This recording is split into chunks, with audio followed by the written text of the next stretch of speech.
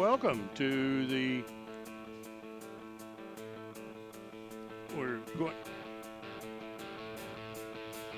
welcome to the 2017 version of the SWOWCA Glen Sample Holiday Classic. We're about to start with the national anthem. Well, with the playing of the national anthem, we start the 2017 Glen Sample SWOWCA Holiday Classic. I'm Dave Bean, and joining me with this coverage for probably the 16th year, I don't know, I think it's about that long. Anyway, you're getting a lot of gray hair, is Tim Cunningham. And the guy over on my left who doesn't have any gray, he doesn't even have much hair, come to think of it, but has been doing this now a couple years with us, is Dwayne Meyer. And those two guys are going to take you through these matches. This tournament started back in the early 1970s and has been growing ever since then. At one point in time, long ago, the president of the SWOWCA organization ran the thing. And then for a number of years, it was operated simply by independent tournament directors. It's kind of gone full circle because now Joe Campolongo, who is the president of SWOWCA, took on the job and has done a really nice job of putting it together. The facility here at Harrison we've been using for a number of years is really great. We want to extend our real gratitude to the people here for the great setup and the great cooperation they've provided all of us. If you want to get the complete results of this tournament, that's all the brackets, that's team stats and everything else, you can go to SIKORASoft.com. That's SIKORASoft.com. SIKORASoft.com. And you can follow that. You can follow along with the. If you go there right, well, you can't do it because we're on delay. Anyway, we're also going to highlight our Waycross kids. But here we go with the. Wait a minute, they were supposed to start at 285. Change the rules on it. So we are starting at 100. So the heavyweights look really small this year, Coach. We were told numerous times, oh, we're starting at 285. All right. Yep. Well, we're not. 106. And Tim and Dwayne, you got it. All right, Tim, go ahead.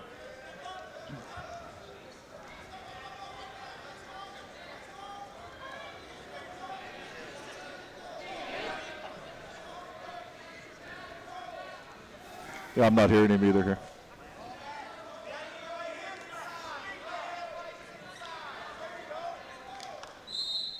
Okay. All right, so from Elder we have William Dupker.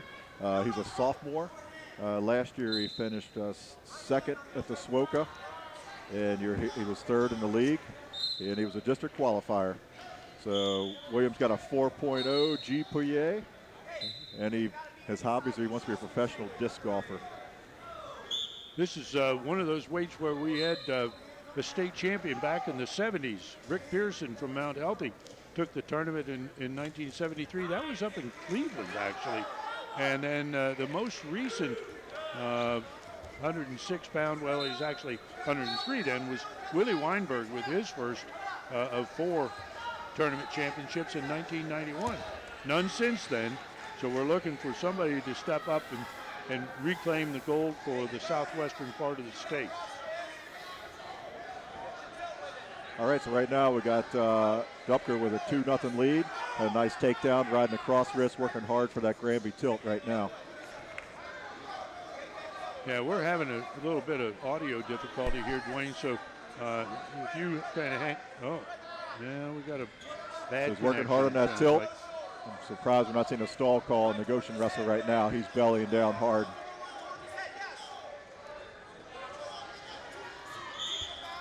All right, so we're going to end the first period here with Dupker up 2-0. Great ride. I'll tell you what, that was a really nice cross really wrist. Tight. Heavy on the hips, really pushing forward the whole time. Did a really nice job of that ride. Goshen is putting a kid in the finals here. A number of years ago, of course, they had state champion At 100, I have to. Chaz Gresham, 220. He was a big guy. I know that. 190, whatever it was back then. Yeah. Two-timer, wasn't he? Yeah, I believe he was. Yeah. Right, and this is the first time that Goshen's been back in the center mat for a while. I was talking to Coach Hill before the match here. We went up top of getting something to eat, and he said the kid's just a hard worker. He's got a 4.2 grade point average. So Coach Hill loves the sport and puts a lot of time and effort into it. So. All right, so Dupker's working hard on another shot. A head inside single, but he's keeping his knees in tight, giving Huff a chance to fight that off.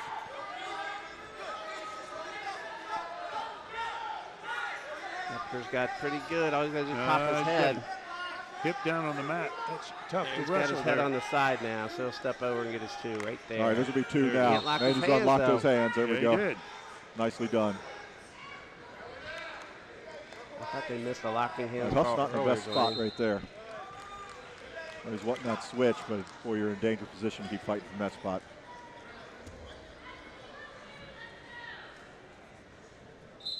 Well, Elder, in terms of team score, Elder's way out in front. And as we come here, well, that was an earlier one. I've got a current courtesy of the internet. I can look up team scores. I better do that. Yeah, Elder's out in front here starting this final round with 240.5 points. And the second place is held down by Harrison with 173 points. Fairfield's in third with 162. And then Marysville, Butler, and Walton Verona and Beaver Creek, all schools from outside the immediate area, hold down positions through 7. And Ross, then, very strong Division II power, comes in 8th. Moeller in 9th, Loveland in 10th. And then we go through Wayne, Ryle, Oak Hills, Bethel Tate, Dakota East, Lebanon, Winton Woods, Norwood, Edgewood, West Claremont, Mount Vernon, Goshen, Little Miami, Sycamore, Springfield, Lakota West, Middletown, Newport, Princeton, Scott, St. Xavier, Williamsburg, Simon Kenton, Centerville, Coleraine, Milford, Northwest, McNicholas. Well, anyway, there's 47 schools altogether, and that's a whole crowd. And we got it done on 6 mats in 2 days. Pretty amazing, guys. All right, so here we saw Coach Hill was wanting to choose down for his wrestler. I think forced him to choose neutral there. Chase said, no, I don't want to go down. I'll go top. I'll go neutral. But it's good when wrestlers know what they want. That shows a little experience, and their heads in the game out there, and they're making their own decisions. Coaches are there to help and give opinions. I kind of get where Chase is, because Dupker's kind of rode him pretty hard. He hasn't really had much time to get away. So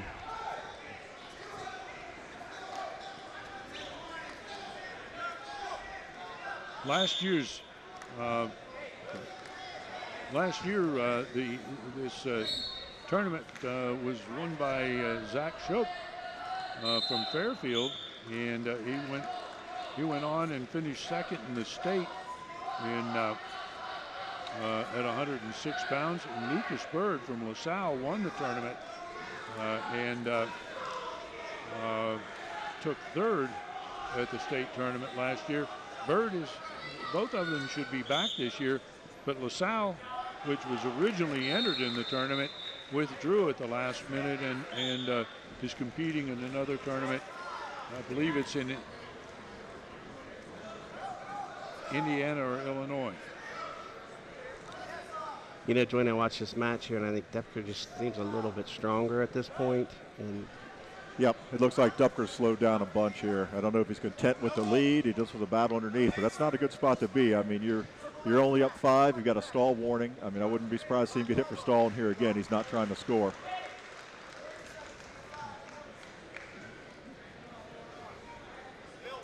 Again, he's being the aggressor, though. He's keeps working from the bottom, trying to work in, and Huff's going to try a little roll here, but he's down to 18 seconds, so Yeah, Huff really needs to work up there. Not a lot you can do Only here. 13 seconds left. He's not going to score 5 in that amount of time. Although I've seen it happen. I've seen it happen, but I think Depker's been around long enough now that He's going to shoot low and stay out of trouble, and there he goes. stay out of the ties, don't get thrown.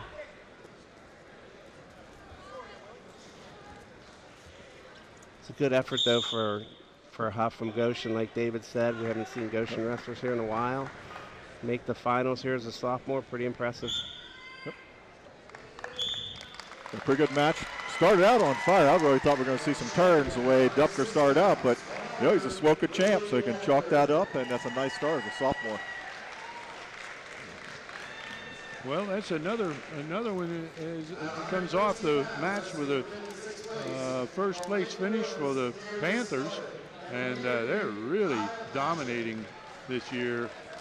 And they've actually lost some kids from last season, but they've had a very strong year of having JV wrestlers step up and are making their presence known now. All right, so we're starting off here at 113, and the young man from Fairfield doesn't need much of an introduction, Zach Shoup. He was a state runner-up last year. He's currently a 3-time SWOWCA champ and going for his 4th tonight. Tim, who do we have? He's going up against Shea Horton, from Ryle. Shea comes in here as a junior. He's 5th in the state last year. He didn't place in state as a freshman, but he was 40-20 as a freshman and 49-11 last year as a sophomore. Coming in right now at 13-0. He'll have his hands full. So quick 2 for Zach. I mean, he's really aggressive right now. And that's where you see Shoup get busy. He likes to be on his feet. He likes to mix it up a little bit. He's quite able to give a coaching clinic, too. He can get you in just about any place on the mat.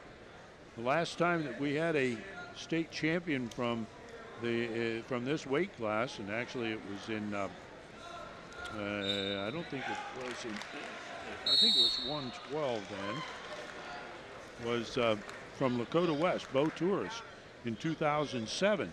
So that goes back a long time. We need some lightweights to come in here and win some state championships. Jason Laughlin won the thing here in 1989. John Noble, Willie Weinberg, Chantel Saunders from the old Cape High School, and John Velez of Kings, all another good takedown. Wow, by what a Shoup. nice shot. What a nice shot. Boy, that is he was deep. A strong finish. Got in deep, got his legs into the lift. Riding tight with that spiral. He's going to kick him again with 40 seconds to go here. A lot of confidence on Shoup's part. So you got a guy who's 5th in the state from Kentucky, and Shoup's more than happy to kick him and keep going from his feet here, Tim. Yeah, if it's worked twice, why not keep going for it? Plenty of time left on the clock. Both shots were quick and fast, and you got to feel like he's pretty confident right now. He's really wrestling with heavy hands, too, and I notice he's planning on wrestling for Central Michigan next year. He's looking like a college wrestler right now. Very aggressive, heavy hands, staying in a nice square stance. Looks like the weight fits him pretty good this year. He's kind of pretty solid, looks pretty strong. Yeah, he does.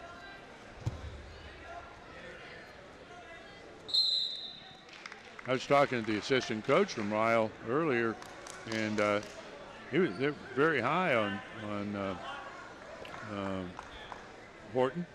He's been a very successful wrestler for him, but I think he's in over his head right now. He's only 2 points down on a guy who's state runner-up. Yeah, we haven't seen him on top yet. Let's see what kind of top wrestler he is. Yeah.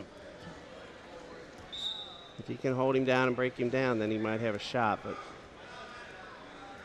Shoup's smart enough to try to stay in bounds there. Controls that leg. Horton's kind of a lanky guy, too, at 113. You know as well as I do, you get a nice tall guy riding like that, you're one mistake away from being in trouble. A lot of leverage. Yep. Good job Nice by job Zach by there. Zach. Control the hands and get up. So Not his first rodeo. nope.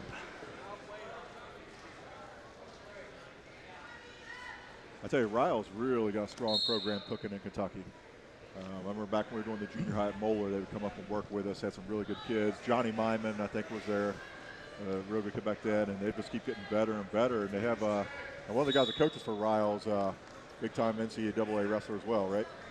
The head coach. Yeah, the head coach's son Rochelle. That's Yeah. Wisconsin. That's it. Yeah. Yep. Yeah. Yeah.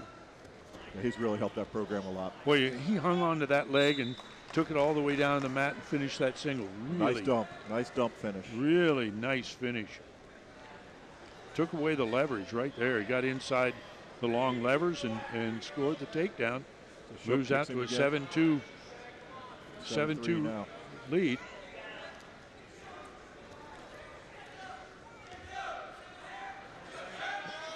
So with LaSalle not here, we missed the matchup with Bird in the mix here at 113.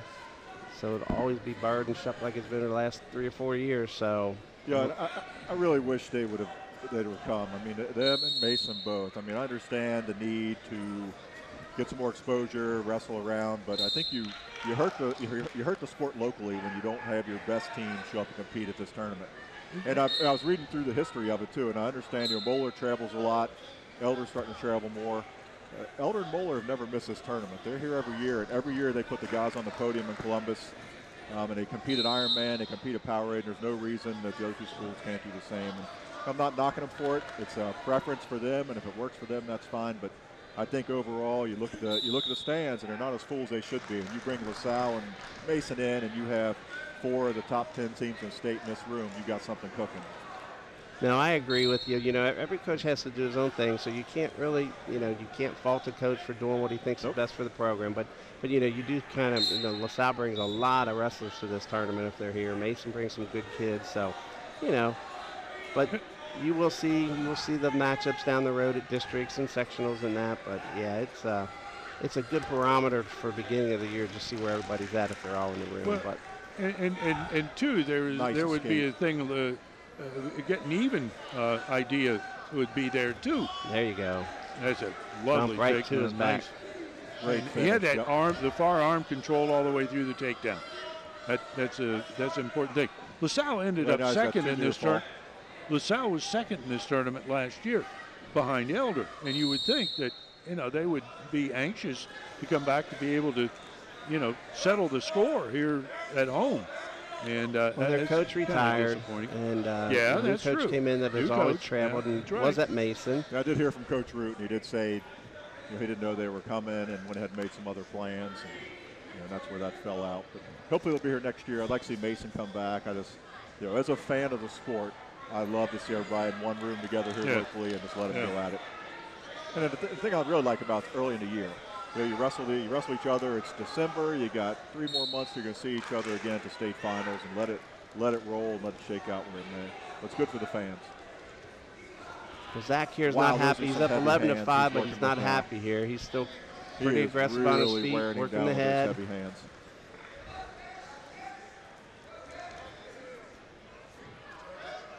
Ooh, Nice. Wow. Ooh. Now that was really close there, Tim. He gets that right foot inside the line, and there's 2. That's an interesting. Here's the replay on that. We got a nice He takedown just right there doesn't at the get edge of the control. line. Yep. Just does it. That stepped out. Now That, next year at Central Michigan, that'll be 2 with back That's right. points, because in That's college right. you get continuation, which I That's just right. love. He wouldn't even be close to out of bounds yet. Well, the curious part, though, I was just talking to Dick Lowenstein, the state rules interpreter, and he was telling me that while that situation where you can score out of bounds as long as you're in bounds, it's fine, but they added an additional element to it. Says the offensive wrestlers' knees have to be on the mat in bounds. Okay. Not, you can't just have your toes in and get back points. The knees have to be down, and it's a strange interpretation that came out of the National Rules Committee, and Dick Lowenstein and other state interpreters were pretty adamant about their opposition to it, but the National Rules Committee took it. So, Coach, I don't know how many times you've seen that, but that was just a 4-time SWOWCA champ just walked off the mat, Zach Shupp. That was his Pretty impressive. Fourth one. Yeah, that's right. Impressive. He's a 40. That was one of the things he wanted to do. Yeah, that was one of his to do goals. it That was 4 awesome. times. Yeah, I He think did I it. can remember his freshman bio saying that I want to be a 4-time state champ like Willie. Here it is. It's incredible, isn't it? He's been pretty successful. All right, I have Jake Gentry, senior now, out of Ross. He's been around forever too. with the 120-pound weight class. Wrestles for Coach Dunn. He's already in this tournament finished third, second, and second. So this is his first go, or third try to get his win here. He's been seventh in the state twice now and was a qualifier as a freshman. So 3-time state qualifier, 2-time placer. All right, and from Butler we have Logan Hoskins. He's a sophomore. He finished 5th in the league last year, 2nd at district. He did not place at state, but he had a nice state tournament. I remember watching up there a little bit. He's 3rd in freestyle state last year. And of course his future goals are to be a state placer and state champ. You know, Butler's one of those schools that we don't see often here local, but I tell you, you show up at districts and they always have a great run at districts. Always have a couple guys that are really in the matches. Well, that was Gentry went in there, snapped the head down, and he just waited and took the shot right off of the head snap. So that was a great shot there. Hoskins got a little bit of funk going there, Tim. He's a sophomore? Wow. He's a sophomore, yep. Yeah, that's impressive.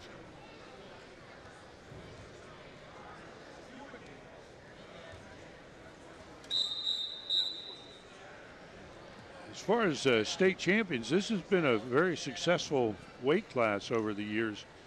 John Steele, back in that's hard to imagine. 1974, from Oak Hills, was the champion in this weight, and we've had Pat Fitzgerald of Little Miami, Sean Enright, Lebanon, Willie Weinberg for a 3rd championship, Brad Wright from Fairfield, Tommy Peretti from Elder, Steve Myers from Reading. Is that any relation? No. Nope, that's with an S. Joey Ward from Moeller, all were state champions.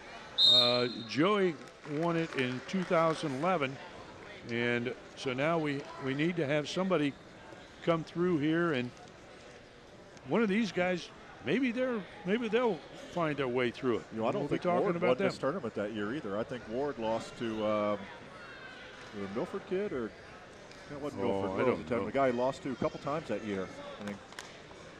I remember the match. You guys got memories. Maybe Oak Hills, was it? Are you guys sure you're not part Elephant? I tell you, both of you. We can't remember, so that tells you something. My wife says I sound like it when I come down the steps in the morning. I'll tell you, Dwayne, this Hoskins kid's wrestles pretty good for a sophomore. He is tough on top, man. No doubt about it. Look at the way he bounces back to the mat, too. He is really confident. I mean, Gentry's been a 2-time placer already at state. He's been around forever. And this kid for a sophomore is coming in tough, right? Tough top wrestlers. I love top wrestling.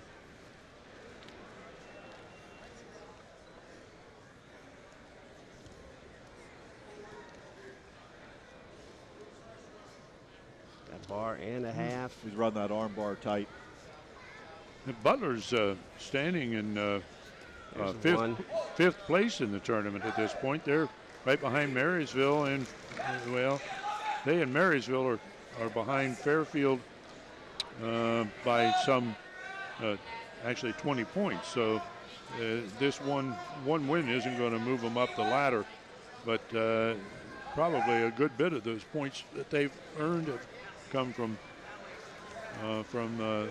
their current wrestler. Hey, there's a good job by Gentry trying to fight that off. Boy, this Hoskins kid is tough. He doesn't wrestle like the sophomore. That was a great scramble.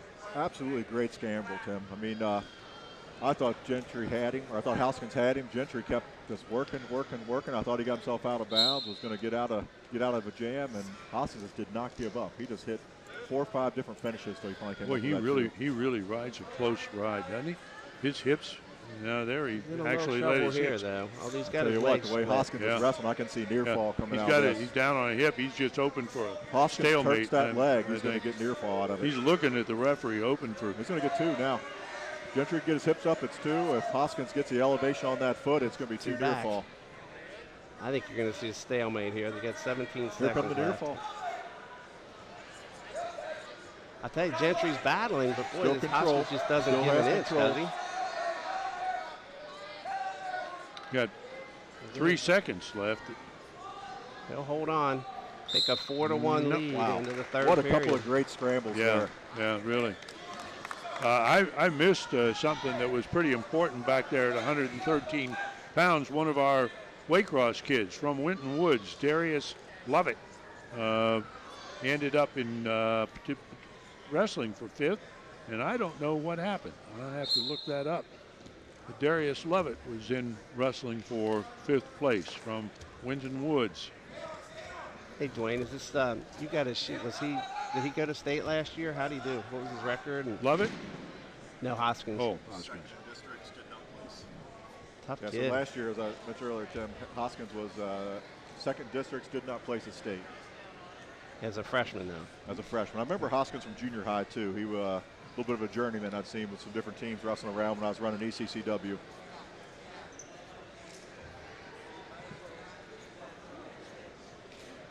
He's not your typical sophomore. He doesn't look like a sophomore, does he? And hit Gentry for stalling Gentry there. did a nice job there riding. But, you know, he's down by 3. You know, I think Coach Dunn's telling him right now, if you're not going to turn him, we need to kick him. And that's what we're seeing. Yeah, Dunn just I'll gave tell him you a what, that's signal one of to my kick him. favorite coaches in Southwest Ohio, sitting in the chair over there, and Rich Dunn. Great, that guy, he's got guys placing state every year. And what's amazing, when I used to coach kids club, you'd see him every Sunday morning running the kids club at all those tournaments. So guys here on Friday, Saturday, and then getting the kids back at it. I'll tell you what. Another takedown on the Merkel. Gentry was all over him, 2-3 different shots. Boy. And Hoskins still ended up with a takedown there. That's remarkable as a sophomore. He wrestles way older than that. That's a very, very cagey move. You do a little slide by to a Merkel finish. Right. You don't see too many young guys hit that. And Gentry was in there 2-3 times on that series. Yep. And he still We'll managed get a chance to to see get that the on takedown. replay over here too, Tim. Just as an aside, I checked that Darius Lovett from Winton Woods finish. He did end up 5th. And Winton Woods has a bit of a problem going here, guys. There are 3 guys that are in placing here. All Here were it on is. their Look at this. football team. Here comes And that. they just throw, got back. Drop down. He's going to drop the Merkel, lock that leg. Get under the Put arm. the leg in. Nice. Really nice. So Winton Woods has 3 football players, Dave, is that what you're saying? Yeah, they had, you know, they were state finals, and they're just getting back.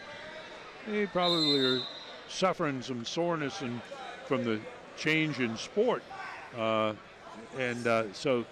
they're not operating at total full capacity yet. We'll see how they can do as the rest of the season wends on. But Coach Dean out there at Winton Woods has done a really great job with those guys.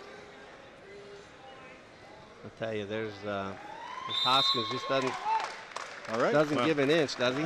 Wow. Nope. Tough. What a great match. I mean, Gentry, 2-time state placer, and Hoskins, I mean, he really dominated that match. There were Pretty some great impressive. scrambles, but he didn't give a bit. Not a Really bit. nice match. Jake Tough kid. Gentry, who was looking for that winning moment, you know, Yep. got disappointed again. That's tough. 3-time second. He really wanted that. Yeah, there's a match we're going to see in March because those 2 guys can see each other on the placement round at the state tournament. So they're going to see each other at districts, and they'll see each other again at the state tournament. So that's a match we're going to see a couple times. All right, we move right up to 126. I've got Jack Collins, only a sophomore out of Elder, coached by Jason Roush. Last year he was 32-14. He was 4th in this tournament. Came 2nd in the GCL and was 5th, so he's a state alternate last year. All right, he's wrestling Jabari Thomas from Fairfield. Jabari's a junior. Last year he was 2nd in the league. He was 2nd at the SWOWCA, 4th at districts, and actually placed 8th at state. So he had a really nice tournament. There's nothing I love more than see a kid come from 4th at district and get on that podium at the state tournament. Still get on the podium. You know, you know Dan Kunkel, Tim, and I still remember Dan giving the speech. Doesn't matter what place you get at districts as long as you place top 4. That's it. You know? You can, as long as you place, you can still be a state champion. It's got to get there. Well, Dwayne, you remember back at heavyweight, we had a kid from Harrison here, was an alternate, didn't make it out, and then got into the tournament because somebody was hurt or sick, and he ended up placing. So, Placed 3rd. Yeah, pretty crazy, isn't it? 5th at districts, 3rd at state. Taylor, what was his name? Wesley Taylor or something? That's it, Wesley Taylor from Harrison. Yep. Didn't even make it to state, and yet he was ended up Indiana place, so that's pretty cool. Good shot by Thomas, low and quick. He should finish this, plenty of time. Got his head out, all he's gonna do is hook the leg. It's a case where Thomas, Get the arm he settled free. though. Took him down his butt and stopped wrestling for a split second. And Great job by the Collins older to wrestler switch was out of scrambling. it.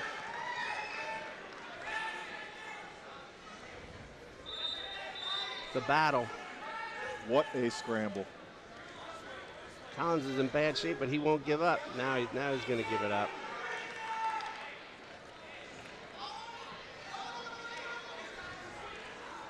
Oh, good arm bar. He's got 20 seconds to work it here. See if Collins can hold it off. There's one. He got one count, but that's it.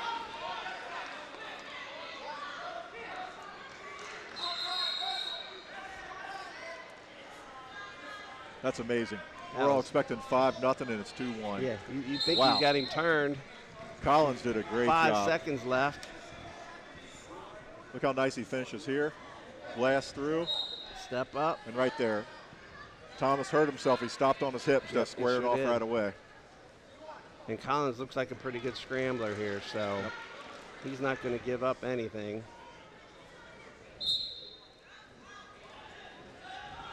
Yeah, back in the day with the most enduring love as possible, Tim, we'd call a guy like that Gumby. You got his arm bent behind his back, you know you're getting near fall, and he comes out of it somehow. The problem is now they're all doing it, so the sport has changed, no doubt. Man, Thomas has some great hips. That'll be 3-1 Thomas. Usually those guys like that, Dwayne, that can wrestle and scramble like that are pretty good top guys. So let's see if Collins gets on top at any point. He doesn't quit, does he? He's a risk taker, isn't he? Yep. What grade is Collins, Tim? Collins is only a sophomore. Oh my gosh. That's I pretty tell you, good. I love young guys that are willing to take chances. Yep. You know what's interesting, though? We don't have a lot of freshmen here in the, well, certainly on the center mat. There's freshmen on both sides, but it isn't quite. I can remember a lot of years when we did have a lot of freshmen getting into the finals. And you know it, Dwayne, more than probably I do, because you're familiar with the role of the junior high state tournament. Right. And I think that happened at one of the weights in here. The number 1 seed got knocked off first round by a freshman who waltzed in, but he had been a junior high state champ. Right. And it does make a difference now. We're seeing that show more clearly. You probably think of that Austin Mullins, the freshman that's in the finals. Yeah. Yeah, from Wayne. Yeah, that's it. Yeah. He's been around a while, too. I remember Austin Mullins for all my years of coaching. Well, how about Collins again? I mean, he is just a gutsy kid. He's riding pretty loose here. He doesn't want to give up Got that 5 one. seconds. You don't want to give up anything right here. You got to go 1, not 2, you know. I think that's one of those kids that Nicely they done. were talking about that fought his way. Watch his hips here, Tim. Fought his way in here. You know, he's not going to give anything. Excellent. That's something you just don't coach, you know. And he's wrestling Thomas, who's a super athlete, been quick as can be out there. All right, so Thomas wants to stay on his feet, and I don't blame him because Collins can roll around with you. Nicely done by Collins. Oh. Went the wrong direction with it. Got the elbow control.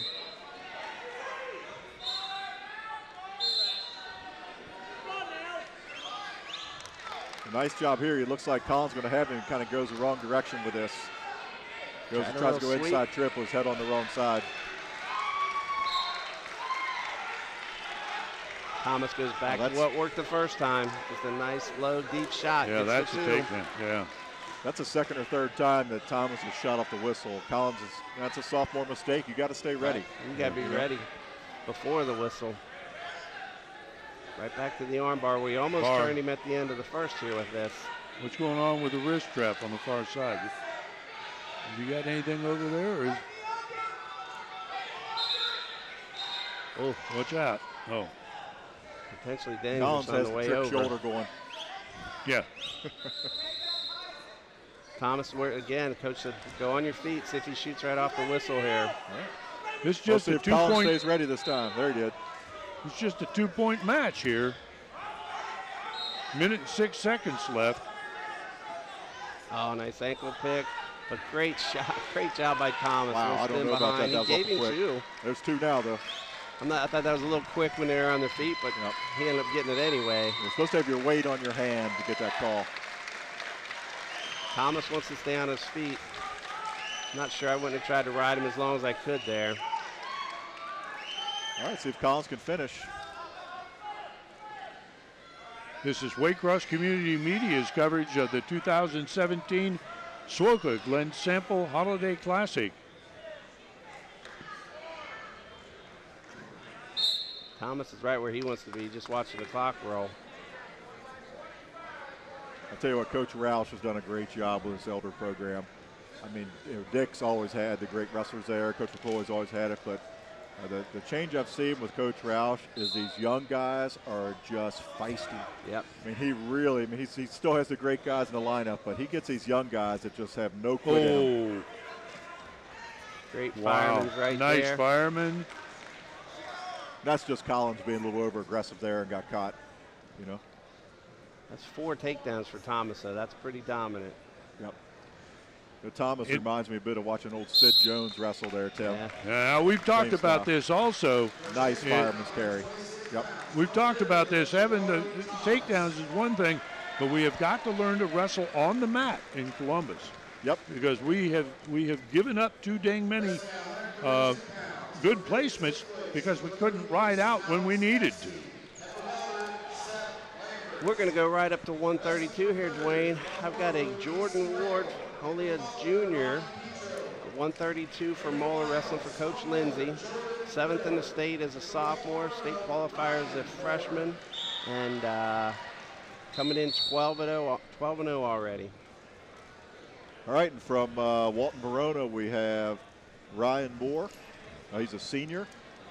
He was a 3-time state placer, 3rd as a freshman, 5th as a sophomore, and 1st last year. So it's been a nice Kentucky match for state Jordan champion. Ward here. Yeah. So that's our first state champ of the night on the mat then. Yeah. And speaking of state champions, Walton Verona. let's is look where at he's the from here. state Walton Verona, champions in Kentucky. this weight back over the years. Actually, I'm really happy to see this weight come up because back in 1980, Craig Keller won the thing when I was coaching. Tom Zinkin of Moeller, Tom Ty of Summit Country Day, Jim Wanschneider of Harrison, Chris Kuykendall of Madera, Johnny Carpenter of Madera, and Joey Ward of Moeller. And just last year, Zach Donathan of Mason won the tournament at 132 pounds. You say Joey Ward, this is his little brother out here. He had another one in between him. Jacoby was in between the two, but all the Wards have been good top wrestlers, good at turns and tilts. So, While you guys carry on with this, I'm going to walk over and get Dick McCoy to bring him over here, and I'll let Dwayne, when you know Coach McCoy, sir, you've known him for a long time. Why don't you ask him a few questions That'd about be his great. work? Actually, Tim and I got a little bet going on how many different times I can make him raise his voice and flinch in a chair. So we'll see what we can do when we get That's him good. over here. We'll get that. We'll get that on here. I'll go get Dick. all right, we're going to probably come through this first period without a score at all.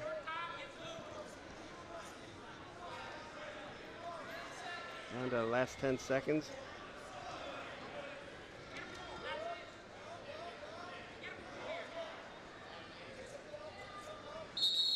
Look, we got a first period, just 2 guys sizing each other up. Not a whole lot of risk taking, not a whole lot of offense. Just, It's Ward's choice, and he chose down. well, with the overtime rule, that's one of the ticks. If it's 0-0 going to second, you always choose down because whoever scores first gets choice in the ultimate ride out. So you have to believe you can get out.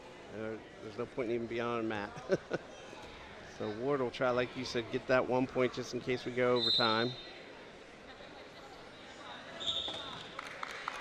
I tell you, Moore's riding tough on top. All the wards are really good on the bottom. How did Moore do here last year? He was state champ last year. What about here at this tournament? Was he here last year? He won it last year. He's a 2-time SWOCA champ. Excellent. You got to put that on. All right, so Ward gets the escape. Goes up 1-0 over Moore. We have been joined by a former coach who now looks like he's a referee. Yeah.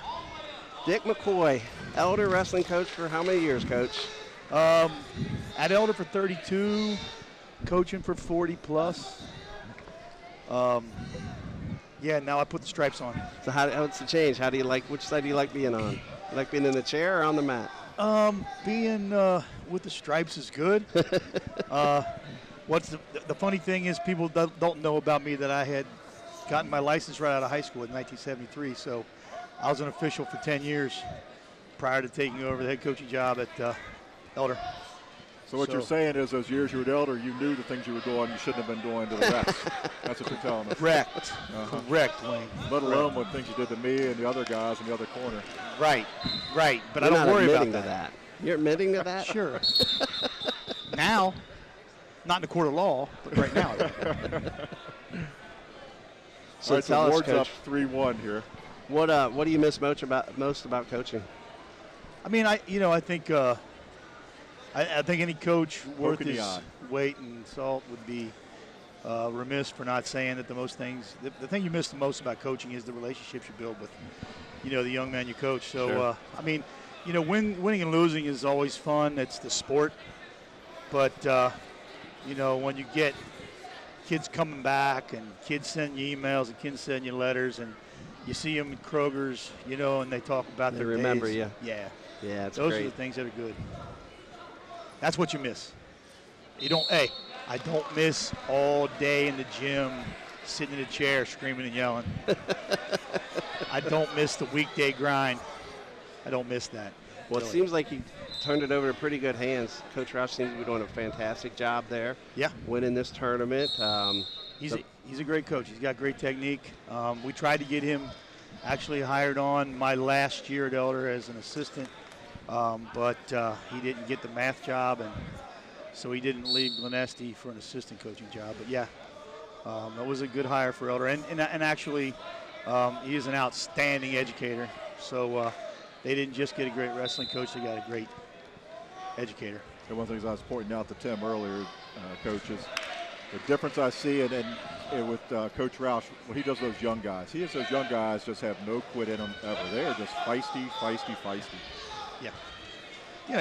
He's an All-American college, and he wrestled in college, and he understands the grind. He knows what to do. He runs a great practice. He's still a young guy. He's still struggling with the different personalities and keeping kids out. And, that's stuff the hard like that. part But of it, it is the hard part. It is the hard part. I love what he does with the just a flat out. His young guys just kind of nasty a little bit, and I like that. He brings that to the table. They wrestle like he does. Yep. Well, get back to the match here. We got a fantastic match going on. Moore's down 3-2, but he's in deep, and this Ward's been fighting him for a good 30, 35 seconds here, trying to hold off the takedown. I don't know if he's going to be able to do it now, though. This is a fantastic match. Defending state champ from Kentucky, working hard on Jordan Ward. He's got Ward both keeping that ankles. whizzer in. He lost Very the one smart and wrestling gets by out of Jordan bounds. Ward. Very close. Ryan Moore is a very good wrestler. He is tough, isn't he? He's been around a long time, it seems like. I think his bio says he won this tournament twice already. He was a state champ last Two-time year. champ here, state champ last year. Three-time Kentucky, placer. Three-time state placer. Ward let him get right back in on the leg again, though, so it's more strong, isn't he? Remember watching Joey wrestle, though. That was kind of his Gonna style, call too. that illegal. Lock the legs. Scissors to head, yep. That'll tie it up at 3 with 22 seconds left. So you can see here, once he touches his feet, that counts. There you go, cross his feet over. Quickly No scissor. reaction time. Tell you, Moore's just been really good at getting in deep on the shots. Ward with a little duck type there. So, Tim, remember earlier when Ward we chose talk down, about? I said he's going down because if you go to overtime, he gets choice on the ultimate rideout. Yep. So, and there it is.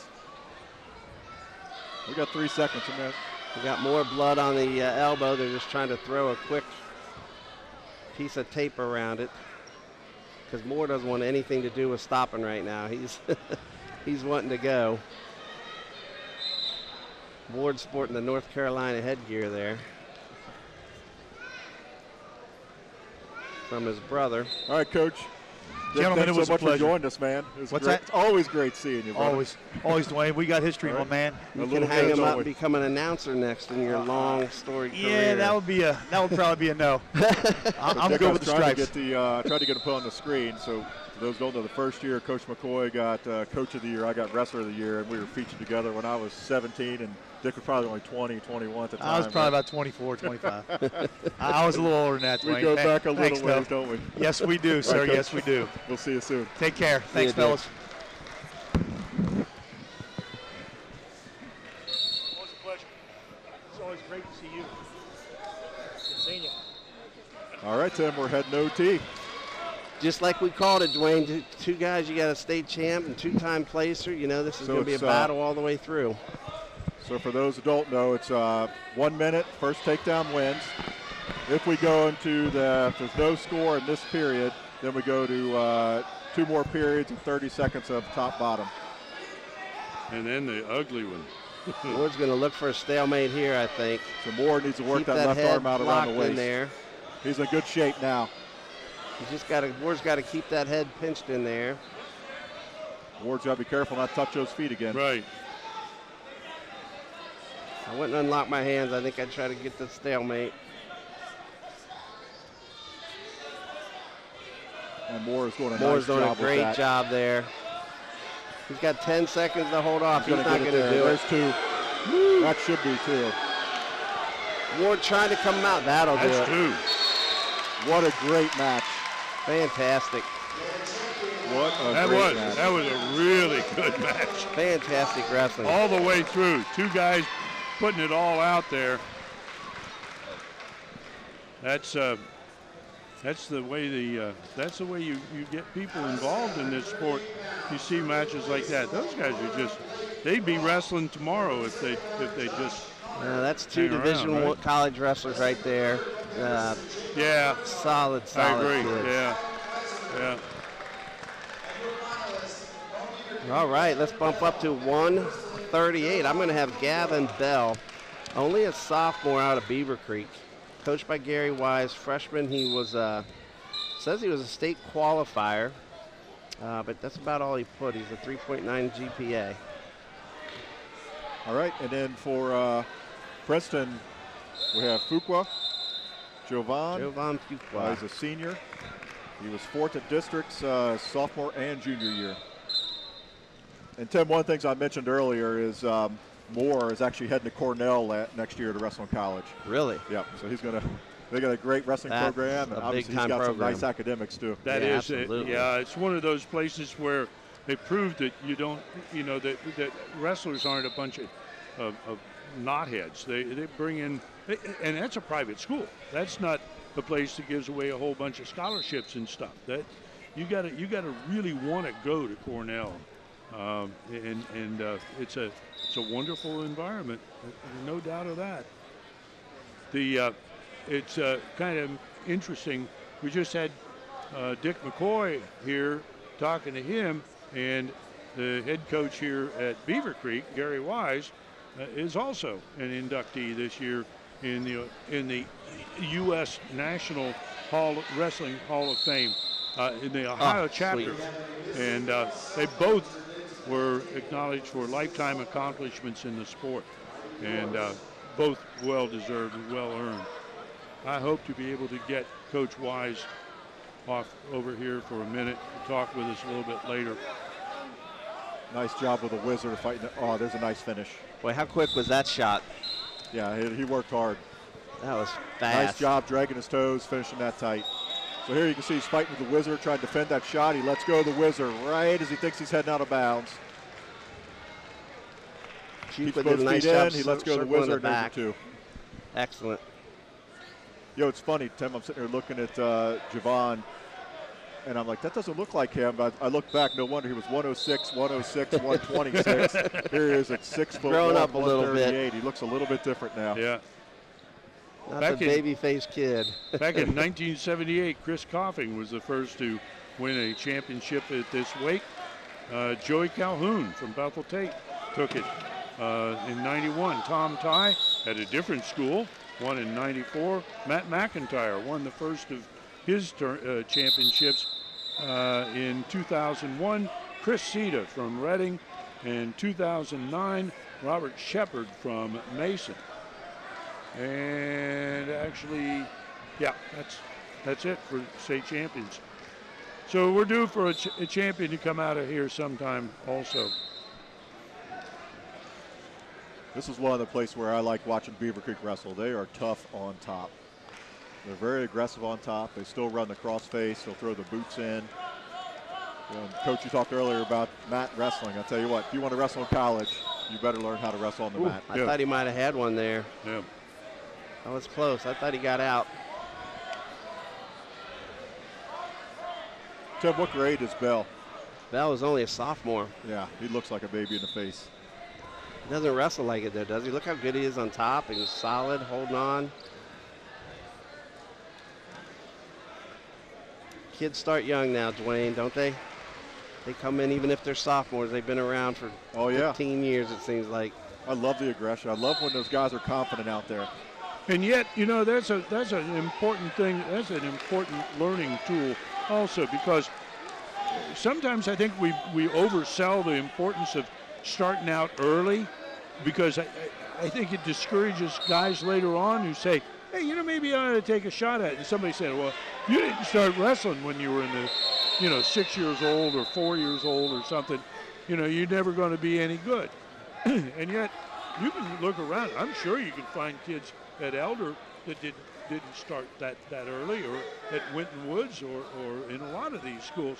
They had to start somewhere, and they've learned and they've grown and they've developed.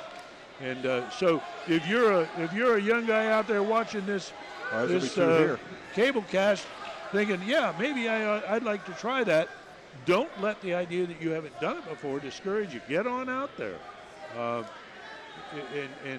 get into the greatest sport that is available to you.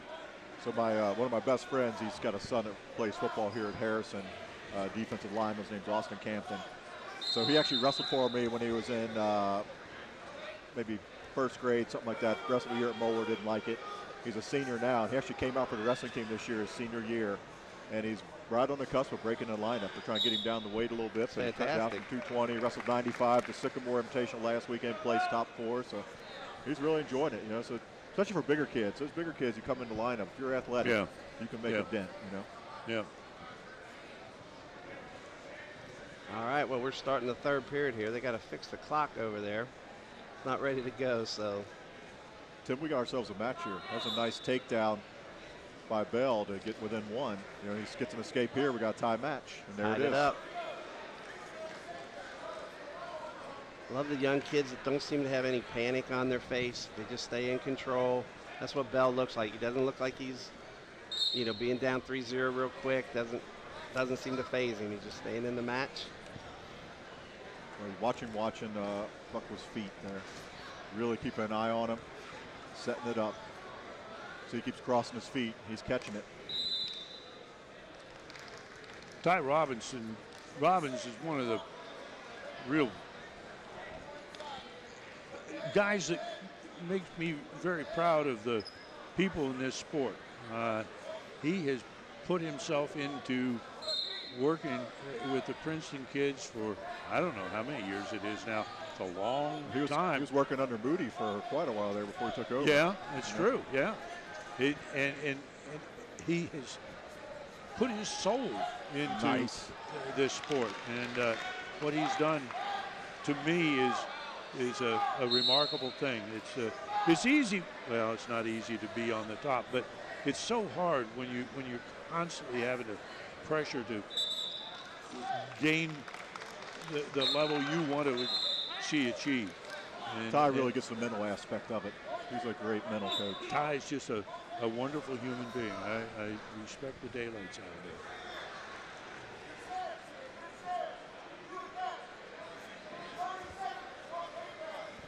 Hard to pick a winner here, Dwayne. They both had good shots. They both scramble well. Ooh, Nice So little Bell was waiting single. on that. Elevate Wilson that Rucker ankle and did he'll nice get it. job on the hook. Elevate it up. Get the leg Devon's still in in. good That's shape. 2. That's 2. No, Great scramble. Now, Great scramble. No. Yeah, that's 2. Wow. What a scramble.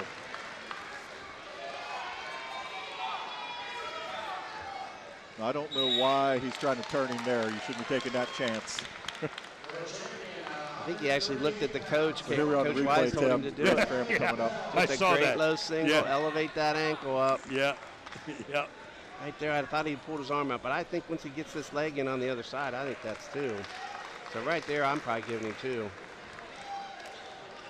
Well done for a sophomore. Oh, Gavin Bell wins it as a sophomore. Very impressive. That's tough for Javon. Javon was a when 2-time runner-up coming into this. He's going to leave his tournament a 3-time runner-up, which, you know, as much as you say, oh, I'm over it, that's going to bug you. Yeah, you know? no doubt. I missed another one of our Winton Woods Waycross kids, John Rumpf of Winton Woods, ended up in 8th place in the tournament. But again, it's tough to come in here after only a couple weeks off the football field. And it's important to note that Coach Dean over there is getting football players into the sport, and that's a very important thing, I think. I believe that you get athletes, and you get good athletes. I don't care where they come from, but especially getting kids that are used to being successful, bring them into the program. I think it helps your whole program. So here we are at 145. Dwayne, I've got Austin Mullins. This is a freshman we talked about earlier. I think David had been talking about. Coming in, he's only 5-0 at this point. Got a 4.2 GPA, says he doesn't do any summer wrestling. And all he really wants to do is continue to excel in sports. He's a football player.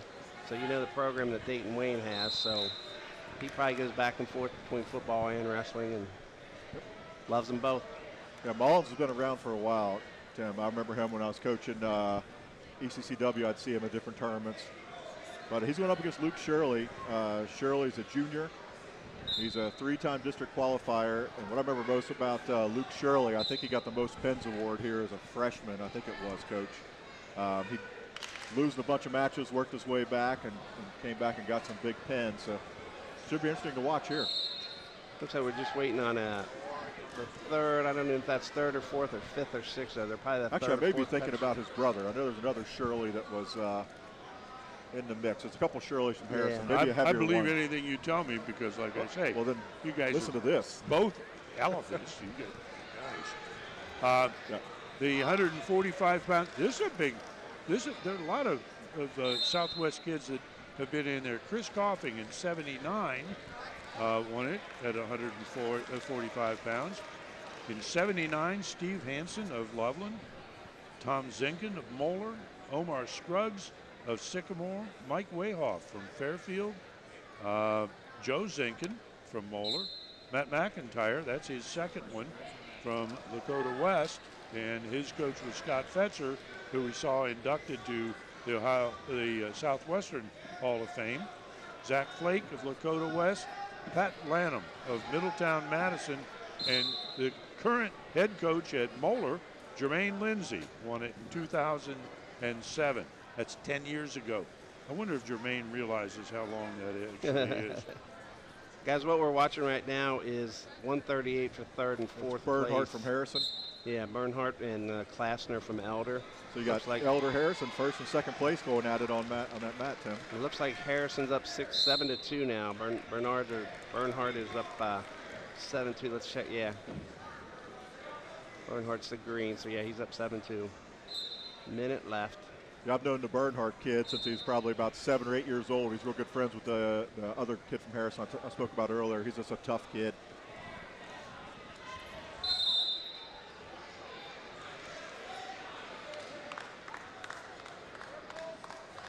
It's one way to get on TV is just slow your match down, take a little injury time, let the other two get done in front of you, and you get a little go time there, a little TV time. Yeah, and speaking of team scores, Elder's out in front with 248.5. Fairfield is in second, 176. Harrison at 175. So that match, That's a as big you match pointed for out, Harrison then. really makes a difference. Yep. Butler at 151, Marysville 145, Walton Verona at 120.5, Beaver Creek at 115.5, and Moeller with 96, followed by, well, Ross at 95, and then Loveland, Wayne, Ryle, Oak Hills, Bethel Tate, Lakota, East, Lebanon, Winton Woods. So Bernhardt's going to get the win over here for Harrison, Coach. So that should put Harrison back in second place for a tournament. Okay, you're right. That's a big win. Yep. He's a tough kid. He's wrestling well. He gets better every year.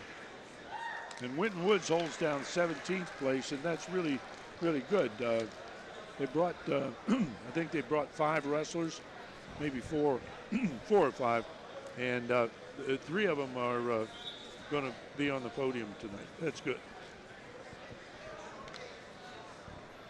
All right, this Austin Mullins, the freshman from Wayne, he'll be in the red the singlet. 5th place match on mat 5. I haven't finished that one up still either. going? So that is, Must be a lot of Yeah, on blood mat timer. 5 we have Josh Hondert from Sycamore wrestling Blake Roth from Walton Verona.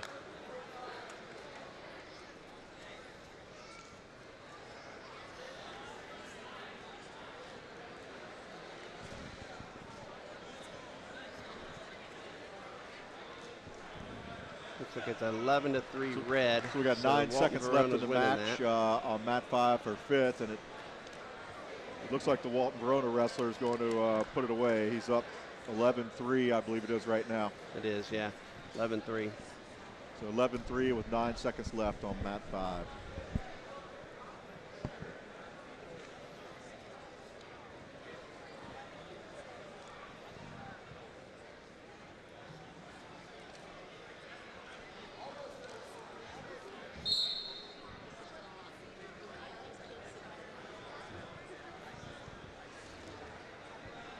What do we got left in that? Oh, just a few.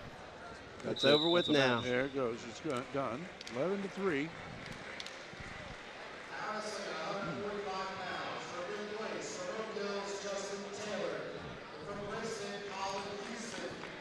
So on mat 1, we got our latest star from Duck Dynasty and Schenkel reffing the match. Is he going to be using a whistle or a duck call for this match, Tim? I would bet he's got one.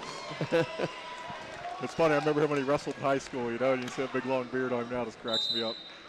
He was tough, wasn't he? With the Steiner brothers and him in the lineup. Tavy had a solid lineup.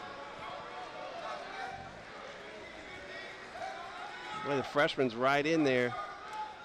He's certainly not built like a freshman for 145, is he? And that shot wasn't a freshman shot either. Good I mean, job he by was- Shirley, though. Woo, boy.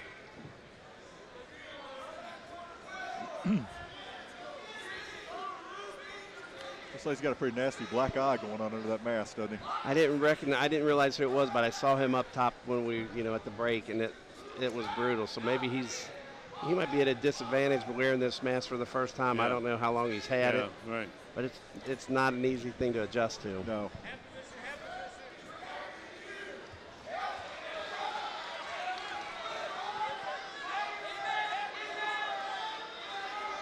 To dig that heel out. You know, adjusting to the mask on your face is hard enough. Adjusting to the ribbing from your teammates for wearing the mask is a whole other level. So our best friend, his son wrestles for Loveland. Blake Poteet, his name's Ken Poteet. Coach, you may remember him from Reading days. His senior year, he wore a mask, except it was tan. And his nickname was Panda, because he looked like a big panda bear when he put that tan mask on his face. Panda Poteet is what we went with. I learned a lesson about masks way back in the dark ages. Mom, did I you had wear a one? kid get a really bad knot on an eyebrow in a match. In those days, you didn't stop because of blood and things. If you were bleeding, we wrapped it up and went on with it. But he was not only cut and bleeding, he had it looked like a golf ball, and I didn't have a mask. I didn't know anybody that ever had one. And he just simply could not finish the match. So I went out, talked to the trainer at school after that, and I said, what can I do with this situation? And he said, well, first of all, here's some super glue, and when you get a cut like that, wipe the blood away, stick some super glue in it, stick the skin together so you stop the bleeding, and then secondly, put a mask on. I said, what mask? And he said, well, here. And he gave me one. And I carried that with me for the rest of the 30-some years I spent with it. Yeah, we always kept one in the medical kit. You know, I was at Reading, and even coaching ECCW with Moeller, we kept one with us. Yep. At least back in the 80s and 70s, Dave, they were good looking. They were like hockey masks. It wasn't the panda look then, you know. Well, and as a result, you lost this mask has got so much better peripheral vision and probably a lot more air flowing in, because those dang things, God, they were hot and uncomfortable. You see Mullins, though, every time he makes any contact at all, he's reaching back to the head to get it straightened back up and on right, and it's just. Tim, was Mullins a junior high state champ last year? Doesn't say. He didn't really put much into I think he is. Into this. I think he was a junior high state champ. I would have to think he would have been pretty competitive. I mean, yeah, someone told me that he was.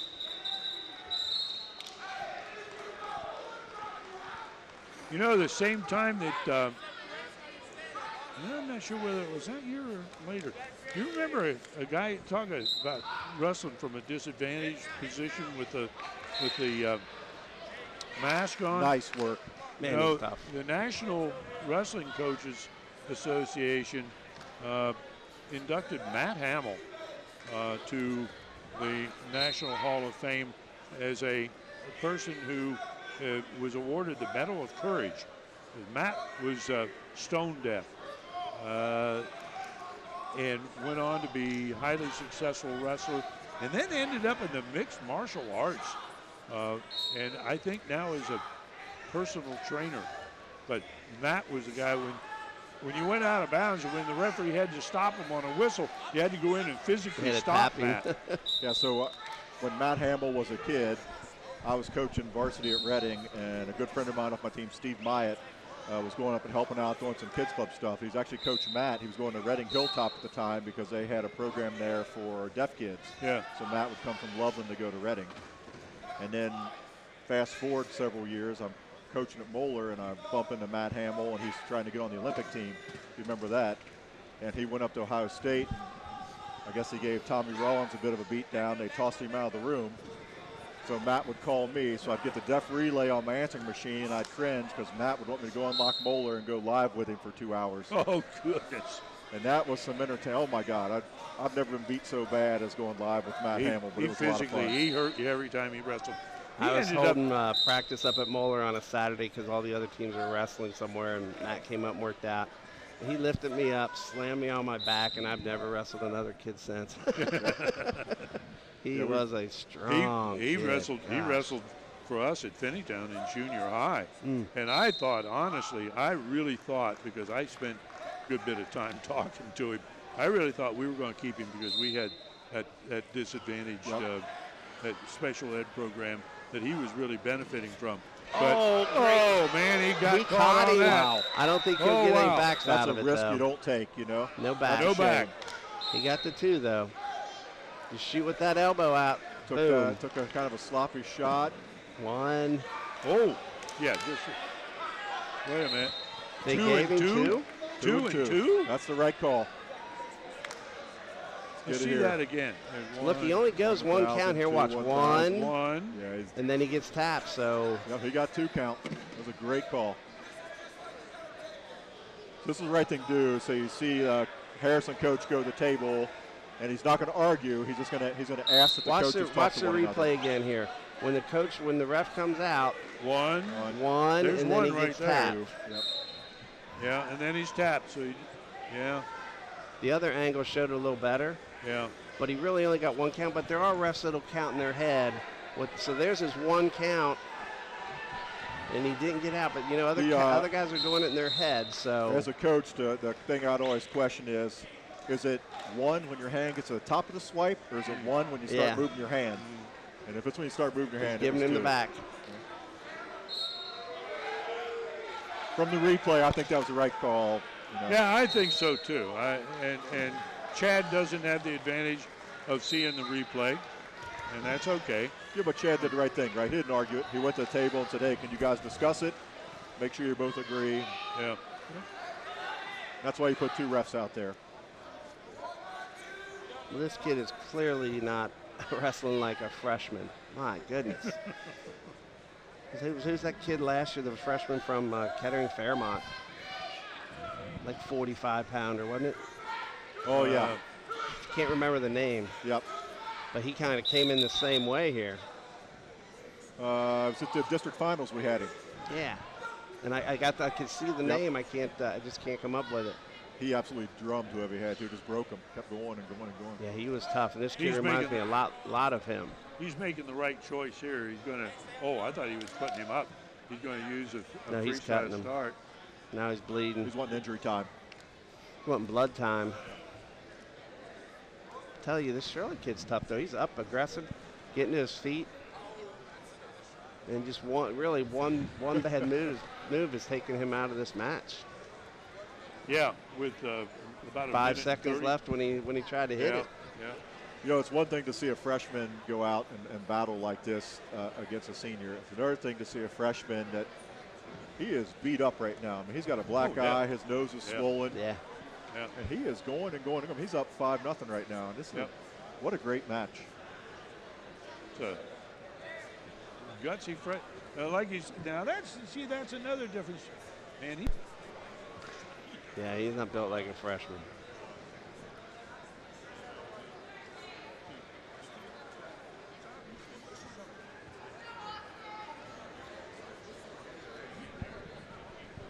at the level that he's been going, that's remarkable. That's a big boy job, not a freshman.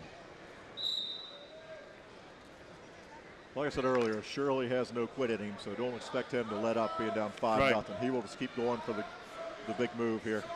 Yeah, he's 5 seconds away from being in a 1-1 match right now. Yeah. You know, but he gets thrown to his back and gives up 2 in the last 3 seconds of the period. So now on the flip side, what we saw earlier though is, you know, when he did take a little bit of a sloppy shot, Mullins made him pay for it. So if he's going to go, he better keep it tight. Now Mullins going to get a stall call here. Yeah, I think you're going to see Mullins get hit with stalling if he keeps backing up like that. So you can see here, he's shot back up, shot back up. Well, you got to admire Shirley. He's not quitting. He is taking it to him.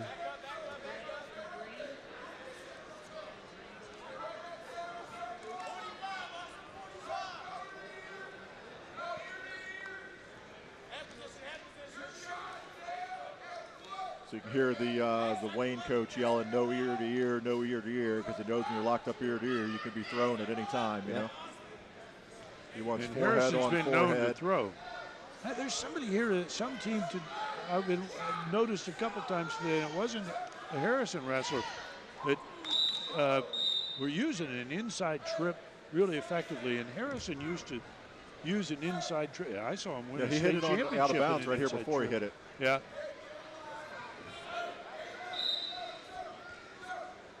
You're allowed 3 cautions before it's a point, so he's got a caution there for not having his foot on the line, but probably because he couldn't see the line with the mask on. That's not where he wants to be. He's backing up a bunch. I don't know if we get the stall call because it's not really going to make a matter.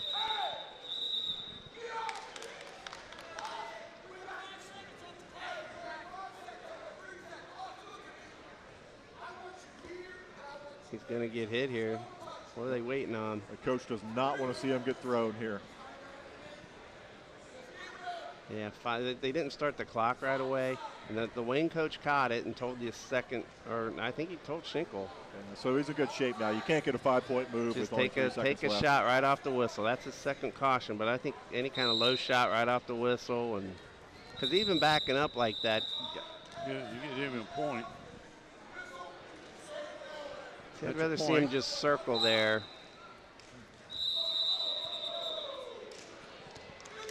All right, you know, give it to Shirley, man. He was still going for it.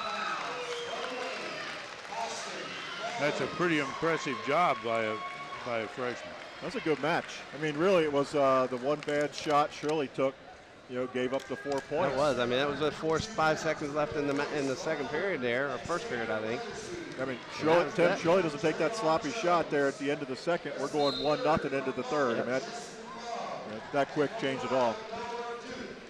Well, he's going to have he's going to live real close to an ice pack for a while. That's that eye looked pretty nasty. Gets all the moms involved in wanting to be into the sport, you know? Yeah, yeah.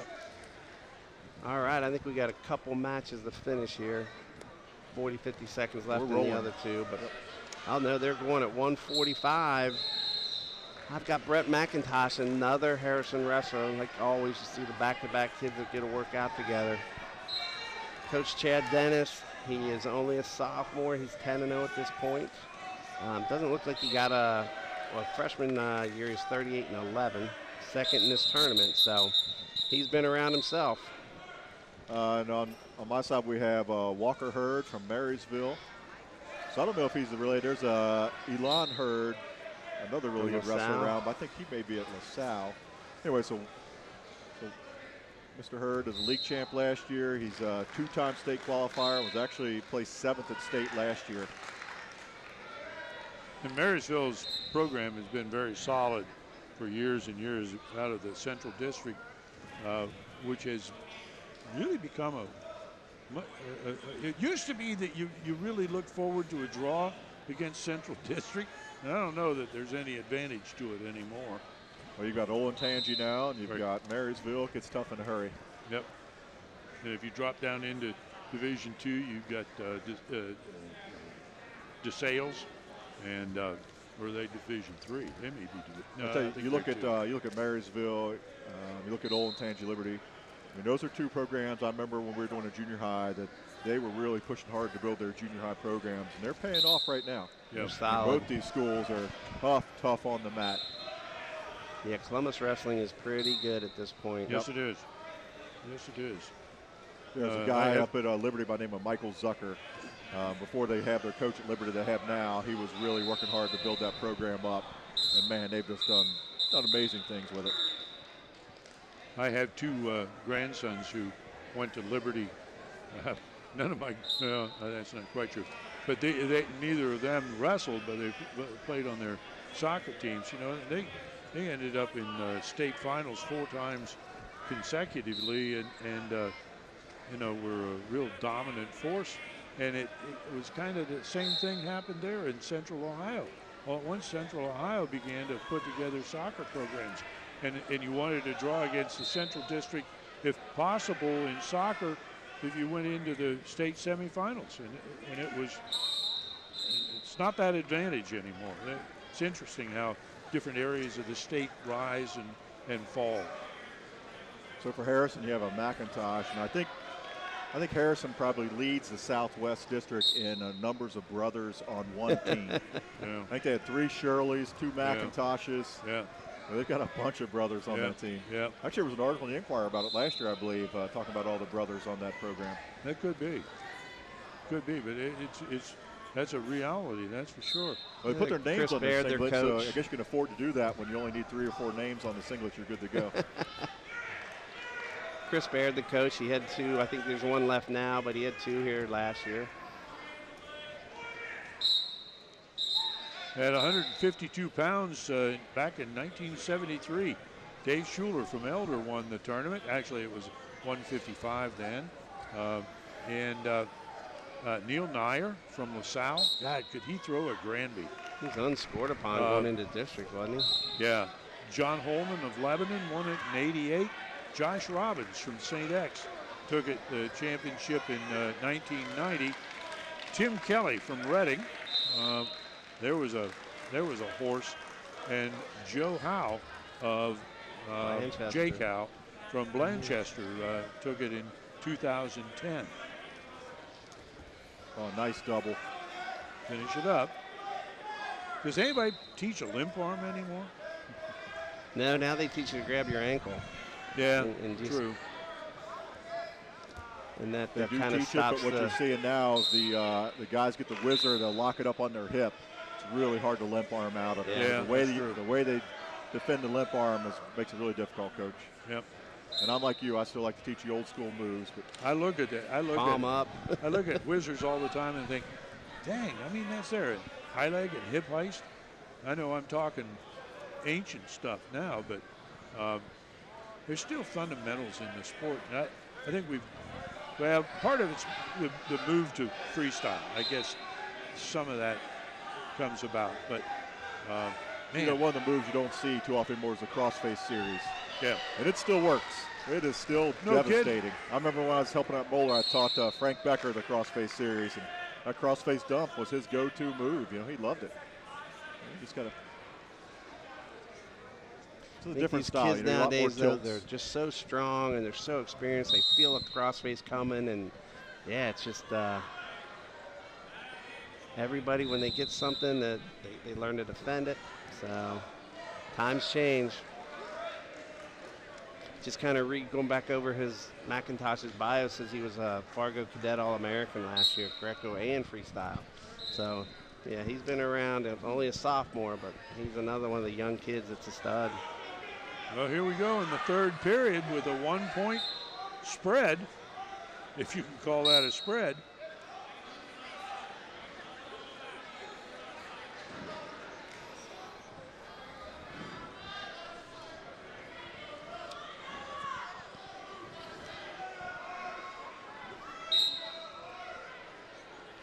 Hurt just needs the escape to tie it up. Nice Granby roll.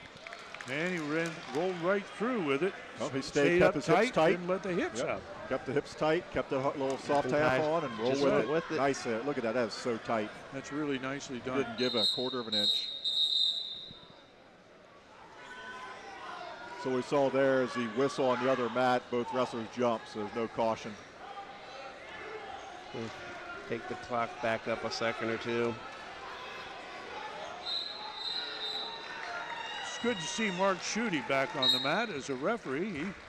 He was off last year, and there was some question whether he'd be able to be back. He's doing. I'm glad to see him back. He's one of the veterans now, and I can remember when he was wrestling at Harrison.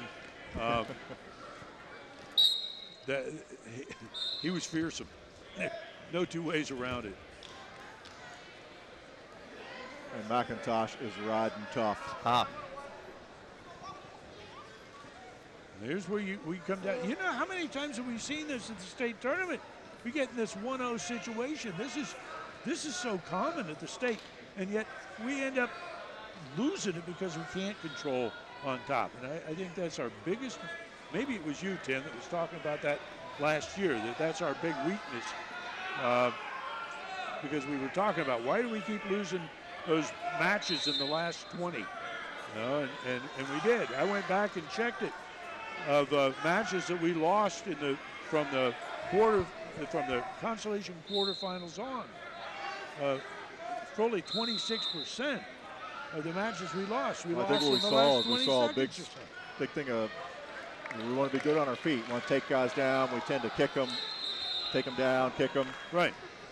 But in my opinion, when you're doing that, you're giving a guy confidence. As long as I'm on my feet, I always got a puncher's chance. You can take a guy down to his back. Especially when that's what he's been trained to do too. Right. You know, like placing the emphasis on the takedown. I've always been big on top wrestling. I just think there's nothing that breaks someone's confidence more than riding them for 2 minutes. Well, and plus you don't have to work as hard on top. This guy's got carrying all your weight. He's doing all the extra work. Why not wear him down and break him? That's Pennsylvania does that. That's how they frustrating. wrestle. You know, eventually the bottom guy's going to maybe take a chance to get out. You're going to catch him. So I just think top wrestling it's a lost art. It's a must. Well, Walter Hurd is showing that right now because he's working really hard to get out of there. You can see his energy level at this point. Yeah. Because he's just gotten ridden for 2 minutes, and his energy level, it's taking all his energy. And McIntosh is just from one thing to the other. And you got to really want. You got to really. And that's 2. Wow. He rode him for 1 minute and 58 Wow. seconds. Wow. Uh-oh. What's that all about? Well, I mean, he that's just got unfortunate. beat. Because if he gets tossed right now, Harrison's going to lose every point he scored for the entire tournament.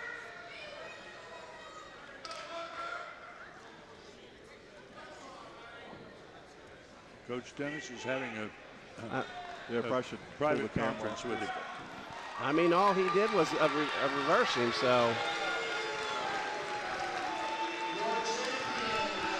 You know, it's one thing to not like to lose, but, you know, Hurd just won that match. I mean, there's nothing that McIntosh rode him for 1 minute 58, and then he reversed him. So, you know, McIntosh is, sure, he's not happy with the loss, but you just can't do this. There's nothing on Hurd's part that he did wrong. Nobody wants to lose, but that's part of what you have to learn to do is you got to learn to lose or win with class. If you can't do that, you're hurting yourself and your self-respect and everything else. I'll be honest, I'm surprised they didn't toss him. They did toss him? Oh, they should have. Yeah, I don't know what the result was. We haven't seen anything come through on the sheet. Anyway, we're moving on to 160 pounds. I've got Austin Murphy. He's a senior now, been around forever it feels like, at 160. Wrestles for Coach Roush at Elder again. He's been a state placer, 6th place as a sophomore, and been a 3-time state qualifier now. So he went 3-2 at the Ironman and was a placement match away from being a placer there, or a match away from being a placer. So been around forever. You got Jordan Hardrick, who's a senior for Wayne. So Jordan was a district runner-up last year, didn't place at state.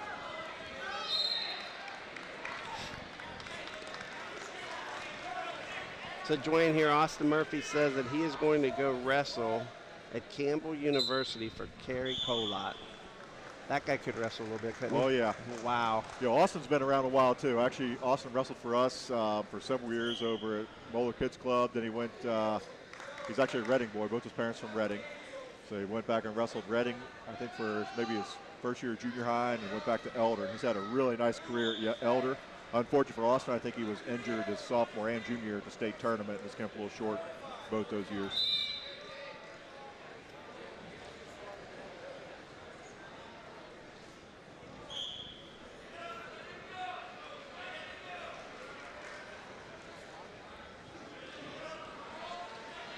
A little contact issue, it looks like. Poke in the eye.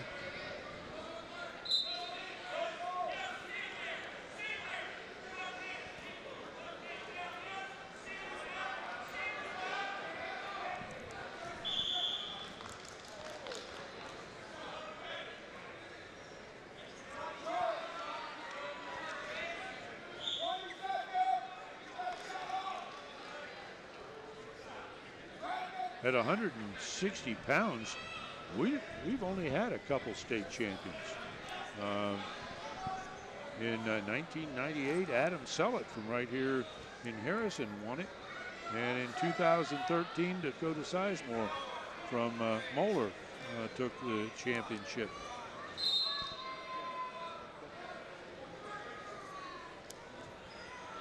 Vance Reed was Adam Sellett's coach. There's a name I out of the remember past. wrestling them when I was coaching. We had Pat Murray wrestled him. He's out there at Mason, and he devotes a lot of energy to their program. That's for sure. Oh, he was a great coach. Oh, he All right, so in the second period here is 0-0, guys.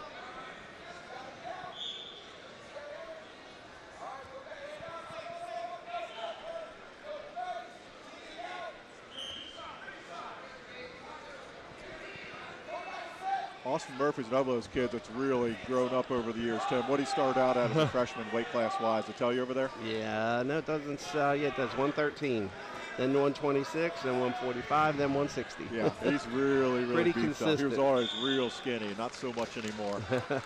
He looks great. Doing a good job on top here. Love good leg riders. Austin will fit in well in college. He has one nasty wrestler on top.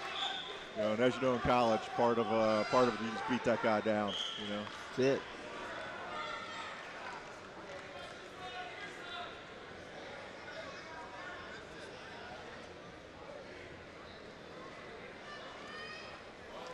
No whistle at all there. They both moved, really.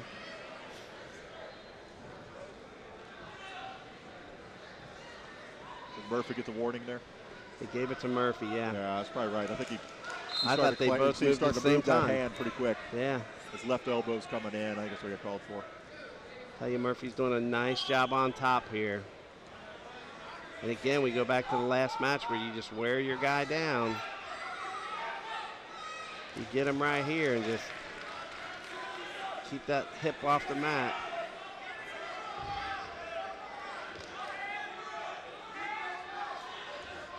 Austin's got that arm bar locked up nice. Hardick only gave up 4 points in his way here to the finals. Well, going to get a stall call here probably. Got to move up, and he is. Take him out of bounds. Act like you're trying to take him down. It's a bad place to be when that shoulder goes down like that. Good sportsmanship by Hardwick there. He didn't try to do anything, you know, illegal or anything. No, right. A little bit hyperextension, I think, from Murphy. Yeah, you're in that extended position, and the got leg the goes wizard down on the clamping shoulder. down. That's a big difference between. Hardick had that wizard pretty tight.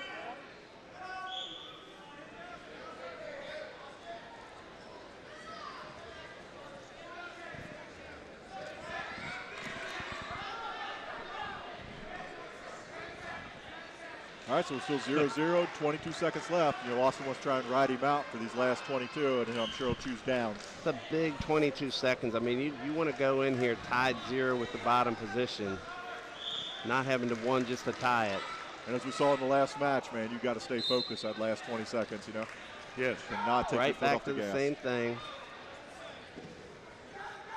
Hardwick just hasn't had an answer for the legs. Cradled him up. You don't see that much anymore.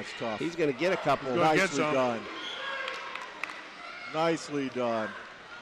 I'll tell you what, I'd think about going back on top again. That's huge. I would consider it. I'll tell you what, he played that. He did that exactly the right way. He took that. He dominated on top, and then got his points at the end of the period. That's good wrestling. See him working here with the boots in. Kind of suckers him into that cradle. See if Hardwick wrestles the same way from top, though.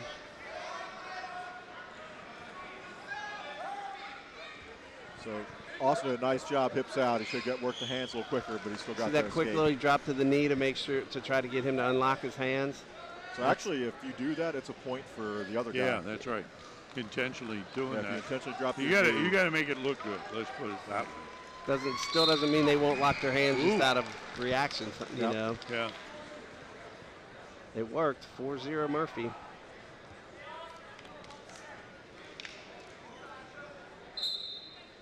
Tim, you didn't say it was Murphy's Law, did you? I don't think I said that.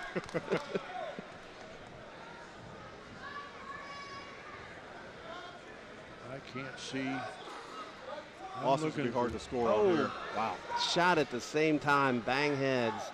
Yep. Somebody could be bleeding now. Not sure why they stopped that, just making sure they're both okay. You see kind of tough there. This is where I'm really seeing a difference in Austin Murphy, because I remember in years past in this situation, he would just shut it down and kind of dance around and let you work hard. But he's still attacking. Yeah. He's getting ready for college wrestling, man. That's what you see right now. Uh-oh. There's your inside trip. Oh, he called him out of bounds. He won't even give him two there. Wow, that was close. Wow. Replay on that would be great. Here it is. Watch the inside trip come in here. No, just went knee pick. See, that goes back to that thing, though, to the point I made. I might have taken top with a 3-0 lead. After just dominating him for 2 minutes, right there, he could have been turned and put on his back and been down 5-4. Yeah. both my boys would choose top almost all the time, you know. Well, especially You're after up. you just rode for 2 minutes and turned him at the end, you got 3-point lead then. Man, I'd have maybe rode him. I called the eye poke.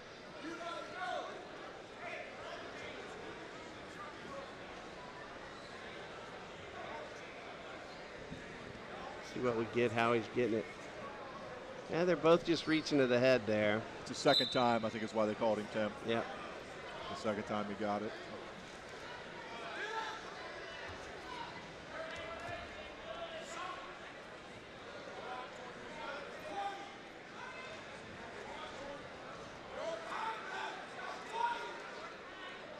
Murphy staying low and tight. That's all he really needs to do here. Yeah, Austin shouldn't be tying up right here.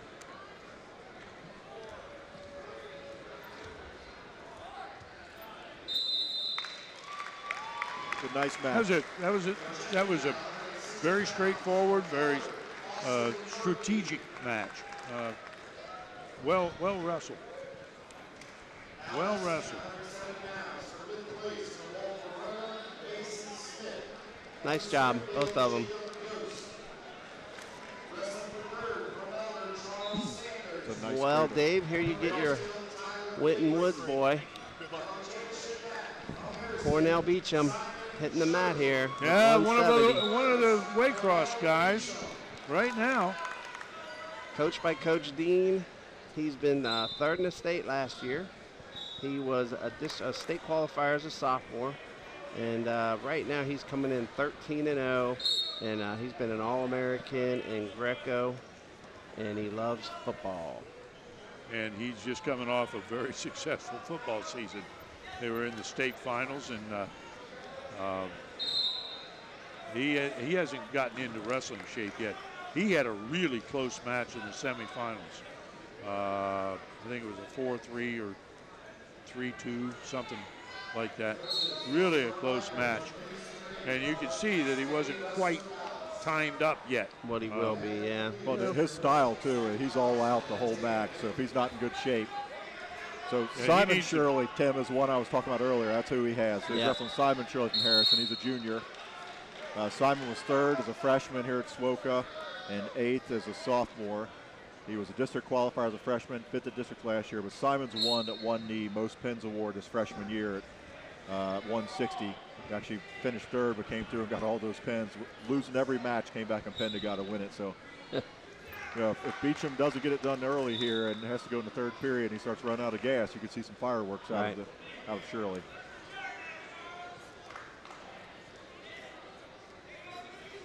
And this is where Beecham likes to be. He Yeah, likes to get under 5'4". those arms. He's 5'4". Oh, very nice. Wow, nicely Wow. done. He's so strong. How impressive was that? He is strong. Wow. Some explosive hips right there. But you're right. He needs to get the and To the too, Merkle. he's principally a football player, you know. And the kid's There a you see, that was remarkable athlete. that's a Greco turn right there. Yeah, That's what that that would is. have scored big. That's a Greco turn. I But think unfortunately, what it Coach- did, it's the George Foreman swinging as hard as you can. You know, if you're out of shape, you want to get something tight. Yeah, I think that's Coach Dennis is over there telling his wrestler to push Yep, this match. hang in Let's there. go 6 hard minutes and try to wear him out because, like you said, Dave, just coming off of football, yeah. it's just not wrestling shape. Two different right. things. You know, being a bowler, we went to state finals a couple times. I remember my boys going into this tournament, and you were just not in shape. He was I not remember, ready.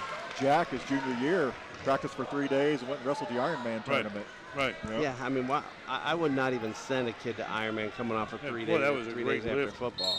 We did okay, made it to the semis. But he was That's gassed. just, oof. That's such a brutal Now tournament. we're into the second period with a 2-1 advantage to Cornell Beecham of Winton Woods. Beecham's lower body, though, his thighs are Yeah. huge. Yeah. That's where you can see that lift, like right oh, there. Geez, there it goes That's again. just lower See body where he got his hips? explosion. Did your backs there? No. Looks like no. Nope. His Straight coach down. Jason Dean has he's brought a lot of confidence into these young men's lives. I tell you. Jason took a big gamble when he came to Winton Woods. The program was not going anywhere at the time, and he was out there at Mason, and he was in a safe, secure position, and he told me that he just decided that he was. Wow. Nice. Jeez. Man. What a that wicked was head and something. arm. That was He's fantastic. stuck right there. Wow. See if we got that on replay, Tony. Jeez, Well, he set that up absolutely beautifully. Man, He you know went what? from missing one thing, the double Gotta under, be the real hip, replay on careful. that. bam. and not let him get it, anything in on you close. That was fantastic. See if we got it here. See Look, right here, little goes hesitation for on the shot. He gets a boom. Working, and he didn't hook it up. He didn't telegraph it by grabbing a hold early. He was Fantastic. into the body, and then Well, he just hit that pulls it double out and leg off throws of it. that twice before, so he did the same thing and it went straight to the head and arm. Very nice. That was impressive. I'm Like I gonna said go- earlier, it doesn't matter what kind of shape you're in if you can pin somebody early. I'm going to go find another National Hall of Fame Takes a shot inductee. on his right way now, up. guys. Bam. And while I'm gone, see if you can. Well, we've got plenty, two matches still going, and I'll go round up Gary Wise. So, Tim, you remember the match we had last year in district finals with Beecham and Tyreek Evans of Elder? Yeah. That was another one where Beecham, man, Fantastic. he wrestled a great match. Didn't they end up going third and fourth last year in state? Did they wrestle each other for I third think and they fourth? wrestled each other for third and fourth. And Evans didn't wrestle at all this year. That's unfortunate. That's unfortunate. That's crazy. That was an amazing, quick head and arm. All right, so look, what do we have on the monitor now? It looks like the third and fourth place match. Imagine, brother. Looks like Bates of Marysville and Sanders of Elder. 4-3 red, which looks to be Marysville. So, Sanders is down starting the third period, 4-3 here. Looks like they'll be on their feet.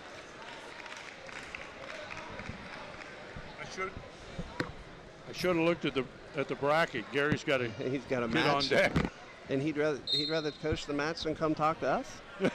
Wow, dedicated.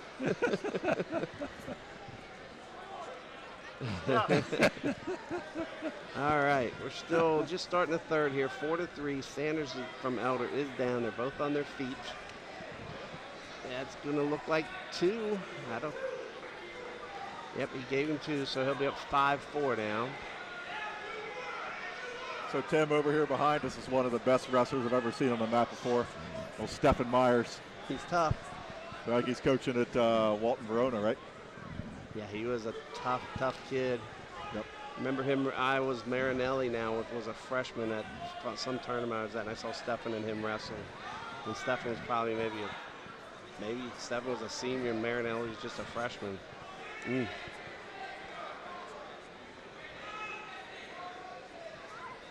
Sanders doing a nice job riding here. 1 minute left. Is that Sanders over there from Elder, Yeah. Tim? Yep, Sanders versus Bates of Marysville. Yep. Sanders got a 1-point lead.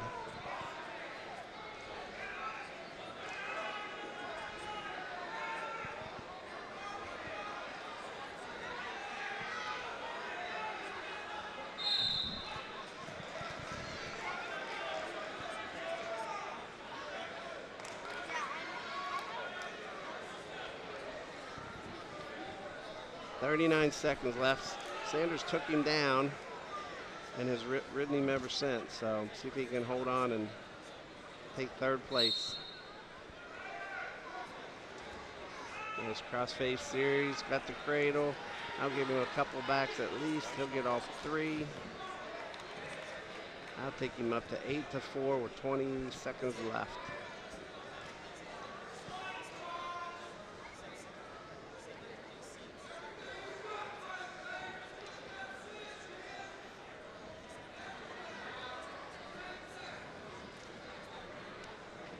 Ten seconds, and it's just going to hold him here and take the third place trophy home.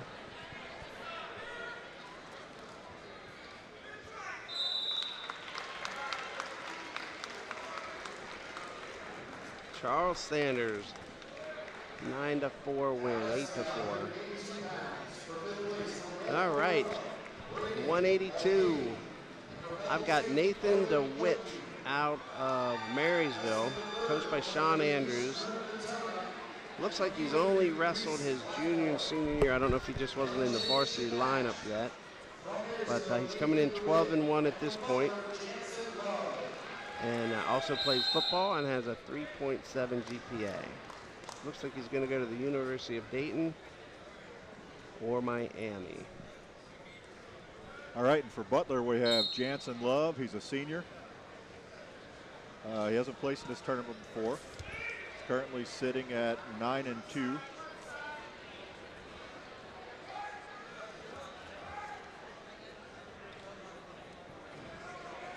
I was a little disappointed. I was hoping to see Sam Weish in the lineup. I had my trivia question all lined up for our audience, Dave, and we'll go ahead and run a trivia question anyhow. Which was the last Bengals coach to win a playoff game? It'd be the grandfather of the Moeller wrestler, Sam Weish. Yeah. Did Weish not wrestle? I didn't see him on the bracket stem, so he must not have. I know my boys were up wrestling with him over the week. I thought he was going to be here. Well, he wrestled Thursday night against, or was it Wednesday night against Mason? He wrestled.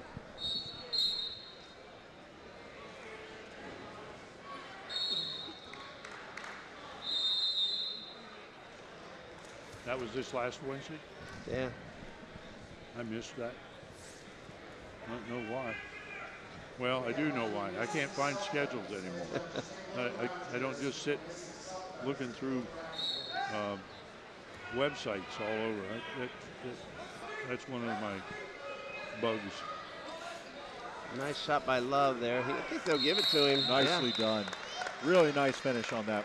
You know, see if his knee touches first, though, out of bounds. Both his toes are in, though. Yep, he got that knee, and I thought from my angle, it looked like that knee might have landed out of bounds. You know, at 170 pounds, I really messed up and didn't mention that we had the state champions we had in the 170-pound weight class, some of the most dominating wrestlers we've ever had from around here. Mike Daniels back in '71. Mike Daniels was maybe the strongest human I've ever seen. He did nothing but ride a tight waist, and when he did, he crushed you with it. Jeff Kelly from here at Harrison, another just physically dominating wrestler. Nick Lukens from Moeller, my heavens. And then maybe the best wrestler I've ever seen in high school in this area, Haytek Pliev. Pliev was tough. And I'm sorry, Dwayne. That's okay. I was actually thinking one of the biggest beatdowns I've ever seen Heatok take was at the hands of Nick Lukens. It was. Was it? Oh, yeah. I didn't see it. Nick just threw him around the arena. I think it was districts the year Nick won it. And then in 2014, Joe Hayab took it for St. Xavier. And that's probably one of my favorite wrestlers of all time. I saw him make the national rankings. He's like ranked 19th in the country now. I remember Joe wrestling kids club at Moeller, and I started running the junior high, and he came up to wrestle in a tournament for me, and he was mediocre at the time, and he just worked hard. And he's a super smart kid. National Honor Society. He's going to school at UPenn. You know, he's not, and he just worked hard. He's one of those guys. He's not a great athlete. He's just a great person. Smart with kid. a great work ethic, and it's paid off for that young man in dividends.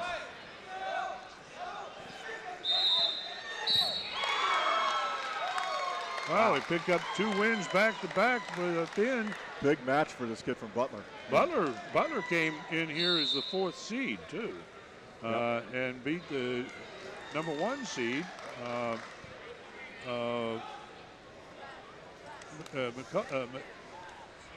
McClatchy from Walton Verona, 4-1 in the semifinals, and then comes out and pins in the finals.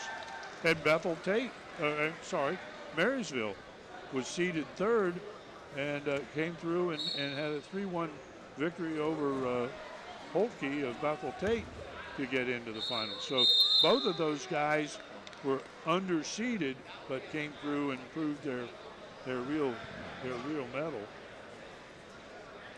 you go back to Hayab for a minute. It was funny.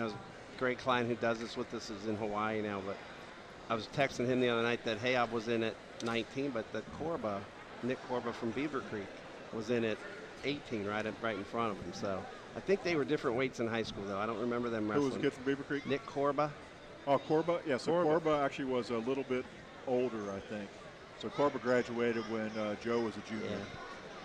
But they both hit the national. Now, maybe one, I hadn't been looking that often, but they were both in there this week. I thought it was pretty cool. Yeah, Hayab, his junior year, tore a ligament in his ankle, still wrestled out, and that really I remember cost him. that, yeah. So that Jansen Love that we just watched from Butler won that match. He's 9-2 coming in here and never placed at this tournament. That's amazing. And dominated that He dominated that match and the last match. Wow. That's incredible.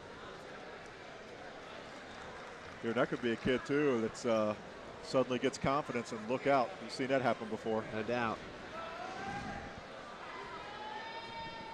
So it looks like we're over on the 3rd and 4th place match with Lakota East. Yeah, Joe Hayab on his bios, he has listed nothing about wrestling. It says National Pie Eating Champion. That's it. National what? Pie Eating Champion. So it looks like we're looking at, okay, now I think we switched over to the 5th and 6th place match, which is probably Holkia Bethel Tate versus, okay, Mulcahy. We'll give that one a shot. Mulcahy from Western Verona. Yeah. Didn't you ever watch junior. MASH, Tim? I did. Father Mulcahy? I didn't know. I man. never knew the spelling, though. You guys have that to look forward to when you get to that age when you don't have to do anything and you can turn on television. They run MASH about 24 hours a day. I still watch it. I love MASH. Man, we put it on the recorder and everything. Like I watched the Andy Griffith show on Netflix. Yeah. That scene where, what was the guy that he died in the helicopter crash after he had just left he was the commander there. I forget who it was. Yeah. But then Henry. when Radar walked into the operating set. Henry. Yeah. That was a great scene. Mm.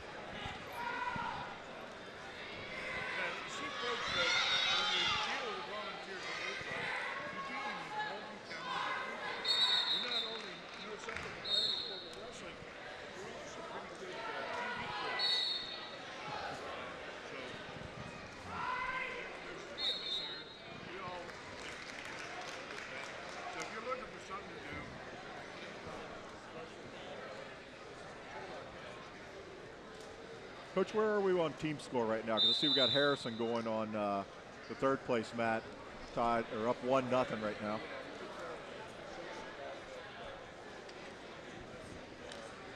We got Blackmore of Beaver. Now, hold it here. It's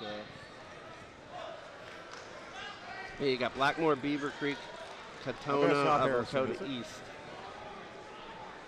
Tied up at 1. that's Katona from Lakota East. Oh my gosh.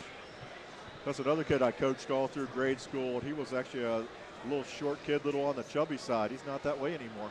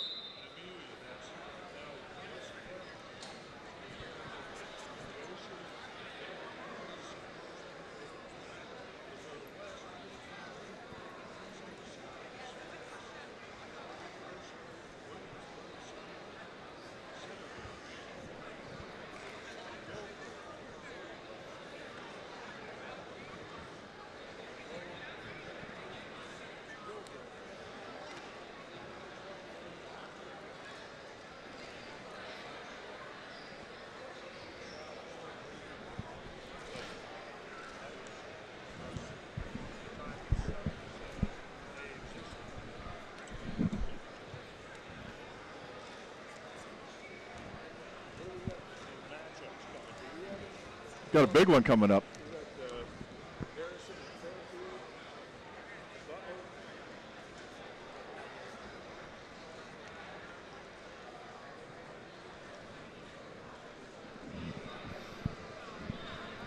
All right, we still have some blood time over there.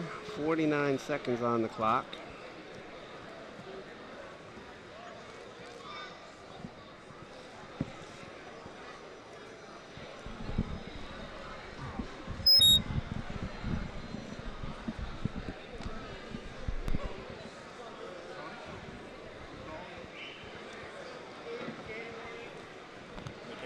There we go. Ready to start wrestling again.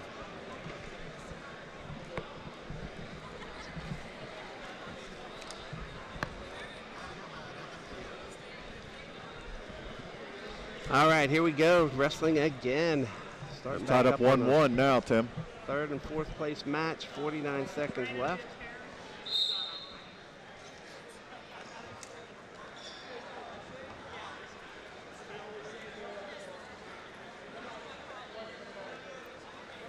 I don't know. I think my mic gave us some problems. And I was taking a look at the top team scores. Elder's still way in front. Nobody's going to catch them. Fairfield's in second with 178. Harrison with 177. Butler, and then Marysville, Walton, Verona, and Beaver Creek. Then Moeller's in eighth, with Ross in ninth, and 10th is Loveland. That's interesting. I can't remember seeing that many Dayton area schools. Well, Marysville out of Columbus, in the top 10. I don't remember that. So looking at what's left to go, Dave, Fairfield doesn't have a chance to score anymore. But at the third place match at 220, if Sour Wine from Harrison wins, they'll edge Fairfield for second place. That'll be a big match coming up. Yeah. That's a third place match, so we have to make sure we keep an eye on that one. And then coming up in this next match will be a nice one as well. We've got from Moeller's going to be Jake Thompson. Jake was a state runner-up last year, two-time district champ. Didn't play SWOWCA his sophomore year, won it last year. He's going to have Jackson Gear out of McNick, coached by Coach Moore, who looks like he's fourth and second in the district now, so he must be a two-time state placer. Coming in 11-0, 38-10 last year. So. Yeah, Jake's another one of those kids, Tim, that he came up through the kids club as a freshman, sophomore. He wrestled 132 and 138. Always cut weight, and it was my son Jack's senior year, and Jake's like, Coach, what do you think I should do? I said, I think you should go hit the weight room and wrestle 170 or 182. He's like, his dad said, won't he be too big? I said, if you can bench press 350, deadlift 500, you'll be fine. Just do those things. So he did it. I saw him today. He was heading out to eat, and he's wrestling 195 now. Yeah, it's just funny to see him all blown up like that. Crazy. But he said, man, Coach, it's so much fun to be able to sit back in the bleachers, not have to worry about your weight, and just eat. Where's he going to go to school next year? Air Force Academy. Yeah, yep. Very cool. Yeah, I saw that on his sheet. Well, we're going overtime in the third place match here. The Beaver Creek must have a bad bloody nose because they now have put the plugs in and taped them in. That's got to be out fun. of blood time. I think that's when you would really almost wish to have a face mask.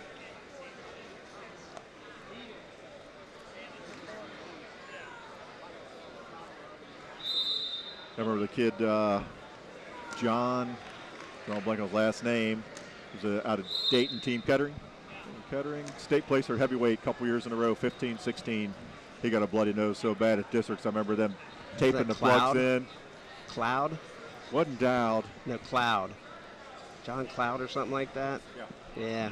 And he just kept bleeding and bleeding and bleeding. I think it was 16 he bled like that so bad.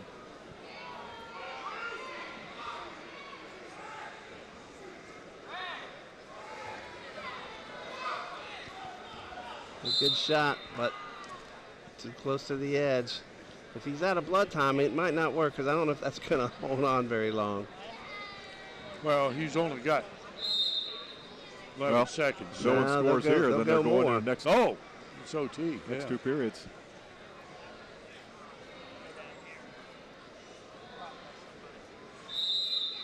We got 2 more periods coming now.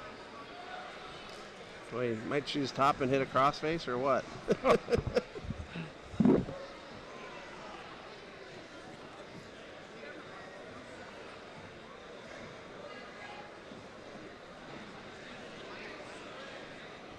There's one of the real gentlemen in the sport in the chair from Lakota East. Great guy, isn't he? Yeah.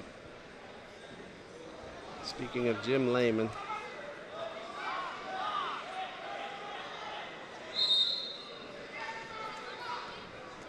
I've been in their practice rooms a couple times, and I've been in Moeller's rooms, I've been in Mason's room, I've been in East room.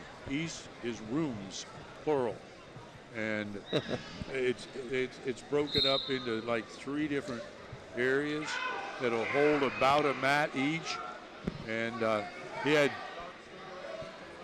had probably as many alumni back to work with kids as he did kids on the team itself. That's how they get better, no doubt about it.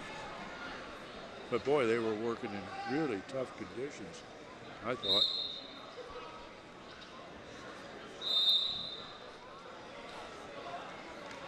Well,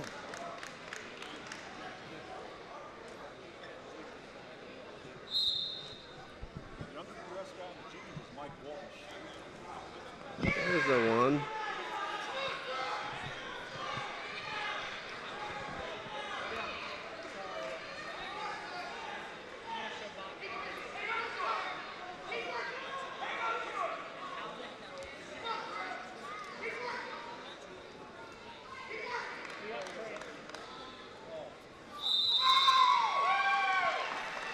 Lakota East will walk away with the win for the 3rd place medal.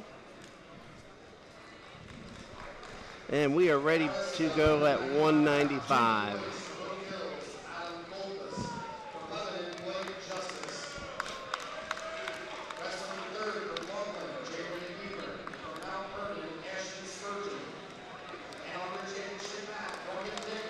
All right, so we got the GCL final match. Could be. we went through that 182-pound division and didn't mention Scott Ostelhoff from Moeller back in '93, Dick Engel Jr. From Reading in '97, Petag Pliev with his second. In 2002, Ryan Lukens of Moeller, Andrew Tumlin of Harrison. That's the one that picked the inside trip to win it. Chaz Gresham in both 2011 and 2012. Well, nice throw by Jake. He's going for big points there. 195 has been our least successful weight class. Only in one champion, Nick Zarda from Madison. I just saw Nick Svarda last weekend. Did you really? Yeah, we were out hunting up in Eaton and driving home. I saw his dad out mowing the grass. I didn't know he lived there and stopped in, and Nick came running out of the house. So. And his brother, Cam Svarda, plays for Madison football team, just lost in the state semis, and then wrestles for Middletown Madison as well. Yeah. Okay, we've got another National Hall of Fame member here that was just inducted, and Tim, you want to sit out for this one? Yeah. I'll talk to Gary Wise.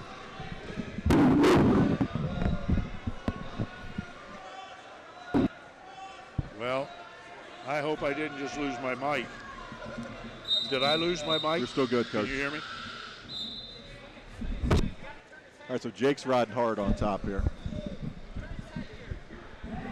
And joining us now for a little bit, he just came off a disappointing loss over there, and I appreciate you willing to come and stop by and have a couple words with us. But Gary, congratulations. I guess that's the most important thing I can do is congratulate you. Thank you. I appreciate that, Dave. You're one of such a few number of guys out of the southwestern area of Ohio that have earned this honor and deserved it like you have. Here you've been not only a wrestling coach, but a true supporter of the sport as president of the State Coaches Association. And why wrestling? Why did you choose to go into wrestling? I think of you as one of those people that could do anything in life. Well, when you're 105 pounds and you're going into high school, there's not a whole lot you can do. And my high school coach actually had wrestling in the phys ed class. And so he made a tournament, made a bracket, and then if you won the classroom, then you won your weight class after school, then you got to participate in front of the entire school. Oh. So I happened to win all that, and I thought, this is kind of fun. I like this. And that's basically how I got started. That's a good way to do it. Yeah, Larry McVeigh, I got to put kudos out to Larry McVeigh, my high school coach. You know, I was looking over the records of the inductees to the National Hall of Fame here out of the Ohio chapter, and it amazes me. It's only been in the last couple of years that we've had any inductees from this part of the state.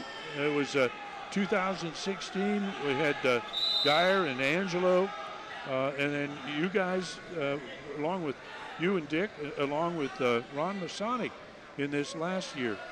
But you go out, you've joined a pretty select group of people. Yeah, Stamont Bulgaris was actually like the there second he or is, third. 2013, yeah. You're right. But it was an honor and very fortunate to get in with Coach Masonic and Coach McCoy. That was pretty neat. That was I felt a nice contingent from the Southwest, due to all our years in high school wrestling coaching. What, having spent all the time in the political side of the sport in dealing with the OHSAA, where do you see the sport going? Well, I think the state duels has helped, and the OHSAA has been very supportive of that, even though at the beginning we've lost money. Now we're getting to the point where we're going to start earning money in the state duels, and I think the state duels is very helpful for the sport. As we all know, tournaments like this can drain everybody in the tournament.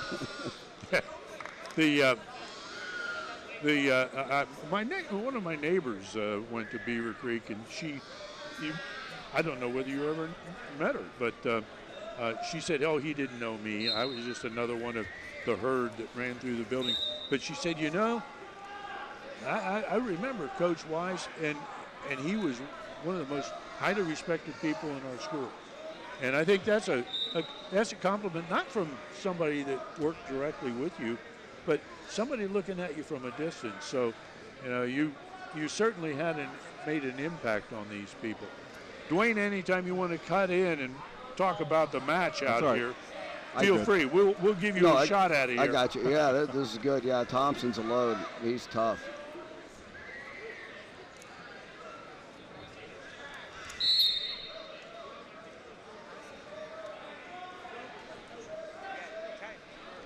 So, wow, that your lad got a pretty good bleed down there in your match. Yeah, he did. Yeah. Watch this takedown by Jake Thompson. Yeah, here. this is just really explosive. Single there to a double. Nice elevation. Yeah. Remember I talked earlier about telling Jake get in the weight room and go ahead and jump up 3-4 weight classes. Yeah. That pays off. Oh, absolutely. And dividends right there. Absolutely. Yeah. If you once you have an athlete, at a bigger weight, that's really quite an advantage. Well, Coach, we were talking before. Jake wrestled Moeller with my boys, and he was always a 32, 38 pounder. Yes, right. And he asked what he should do. I said, man, go wrestle 170. Yes. You're 6 foot tall. Yes. You'll be a big guy. Got plenty of room to do it. And I think we're a pretty good example of an average program, and in our wrestling room, we have no legitimate 170 pounders. We have about 6 160 pounders and no legitimate 170 pounders. I'm thinking most of those guys must be on the basketball court. Yeah. Yeah. Yeah. That was what that's a funny thing how there has developed so much of an emphasis on specialization. I worry about this. Oh yes, yeah. I've seen it in my own grandchildren, and I really do begin to worry. On the other hand, I recognize, you look at this sport right here, and the objective is to really get good, and the only way you can do it is to focus and develop, and so there's a... Coach, I'm a big fan of multi-sport, and both my boys were four-sport athletes. And what I've seen more and more, we're seeing these kids that focus on wrestling from junior high on. They get to college and they burn out so quick. They're done.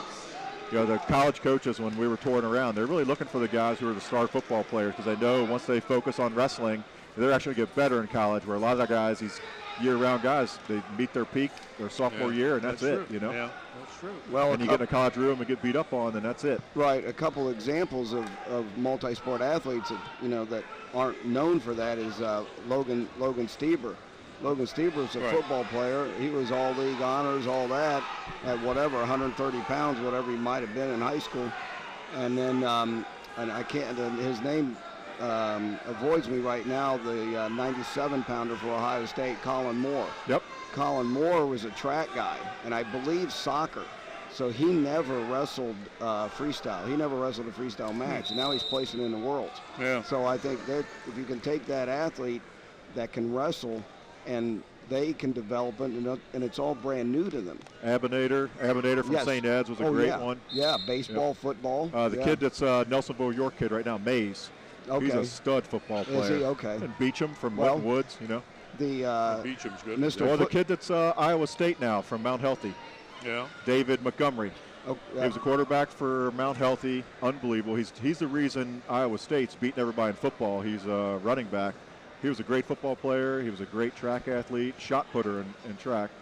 So I just think it's important. I mean, sports are hard. When you start making that your job, and you start having a full-time job at age 14, that's too much. Right, exactly. Yeah, it's been, there's lots of examples like that of kids going out and playing football. The Scales at Indiana, middle outside linebacker. So, that's it. I think it only helps the sport too if you can get that. One sport helping another sport and that type of thing. Gray Scales, yep. And then I was watching the Army-Navy game. The kid, Kenny Brinson, who was starting defensive end for West Point, he actually wrestled for the team out of Georgia that we wrestled several times all through junior high and high school. Yeah, I kind of, yeah. Pope. Yep. Pope, Georgia, yep. Yep. Yeah.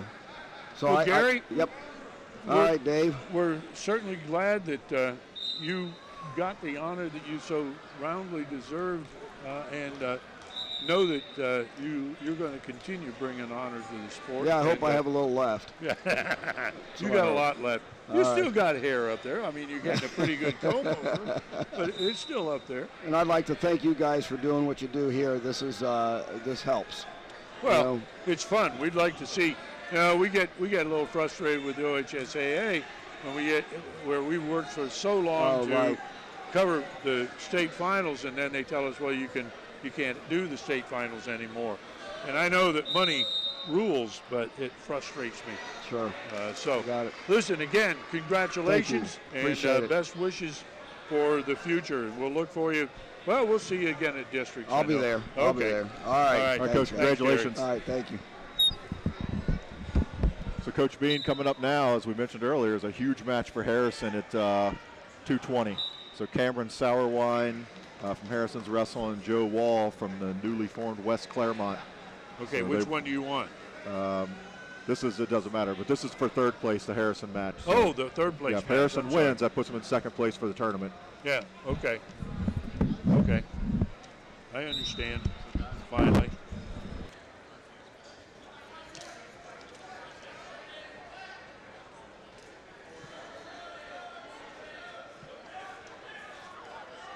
We back on? Yep. That's me. Yeah, I know. Are you on, Tim? Okay. All right. So, Tim, we got a big one coming up here at 220. I've got Joe Cochran from Springfield. So Joe was first in the tournament last year at 195, and he was first in the league. He was a district champ last year, third in the district as a junior, and finished fourth in the state last year.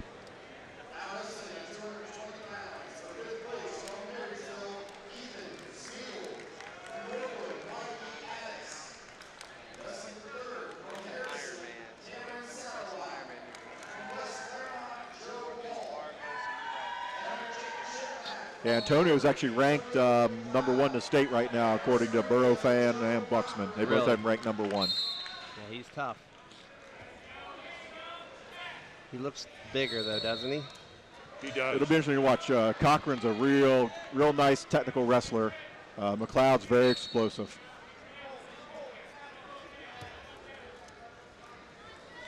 This was a good addition to the weight classes, I think.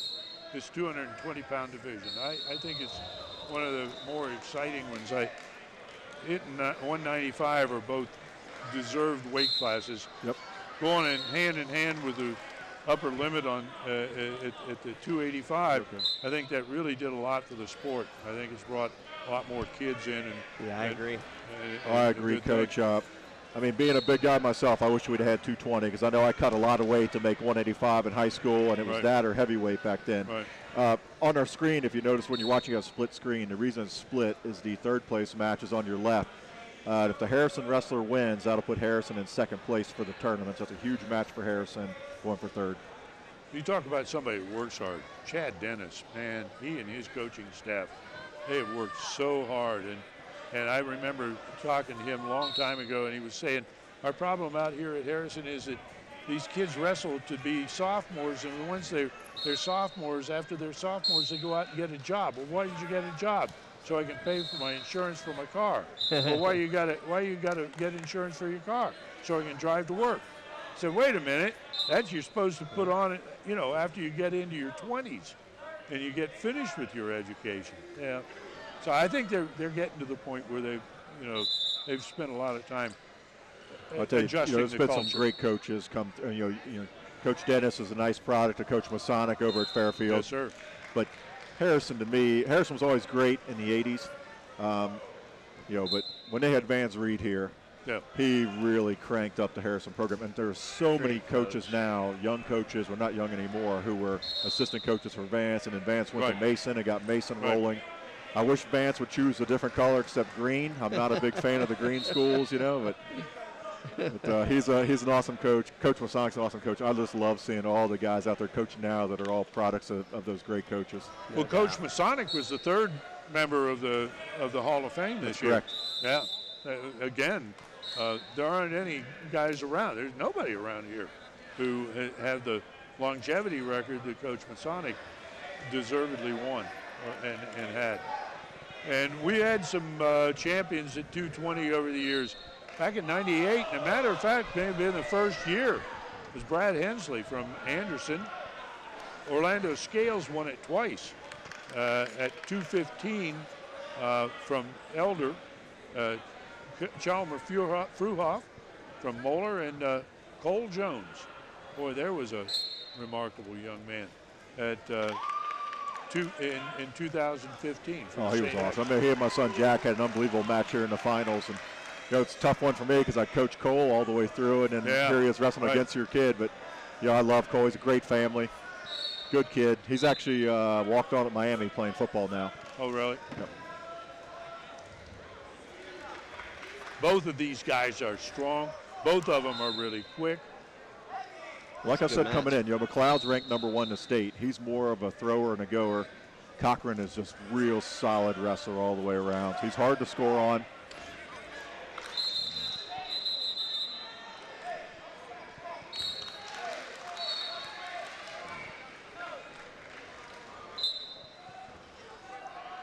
So for the third place match, Harrison's winning 2-1 right now.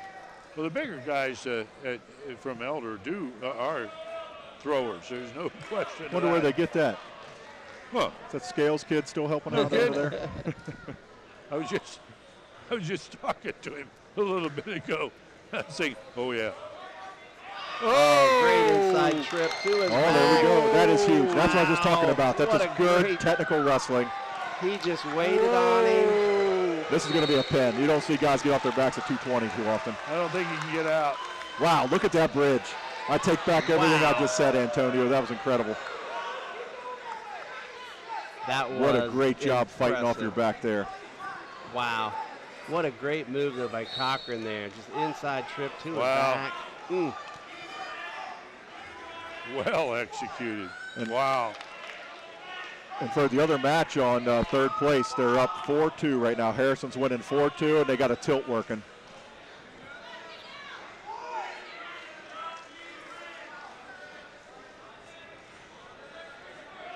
See what whose choice is it, Dwayne? Do you remember whose choice it is? It's going to be McLeod's choice. So Harrison's still up 4-2, going to third period on the far mat.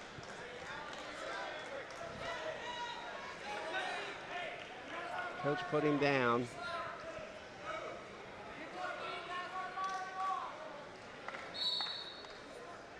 Oh, that was a pretty move. Like I mentioned Yeah, earlier, that's- Cochran's a nice, smart wrestler, so we'll see what he does here. I imagine he's going to ride kind of tight. Won't take a whole lot of chances, kick him if he has to stay out That of the last ties. 30 seconds was any indication. He rode him hard there. Yep. McLeod's Now up right here, there. he's going to have to be careful, as you call it there. Smart move. Go ahead and kick him. Now you just need to stay out of the throws now.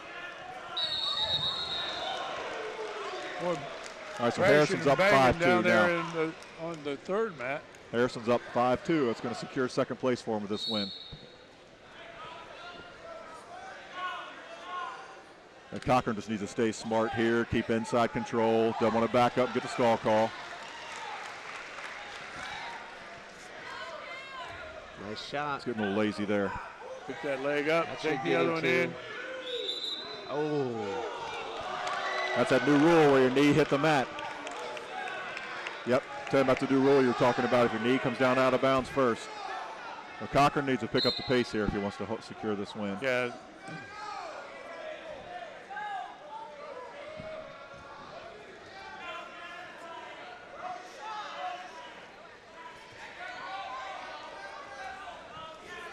oh Nice job man. by Cochran again on that pick. Wow, that was nice. Circled him and picked him. He is Front just headlock rock to the solid floor. right Better now. watch that forearm.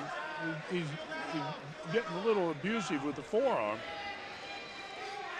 Might have broke him now though. 8-1. Sour Wine's going to put it away for Harrison right now. He's up 9-3 on the far mat. That's a really big win for Harrison.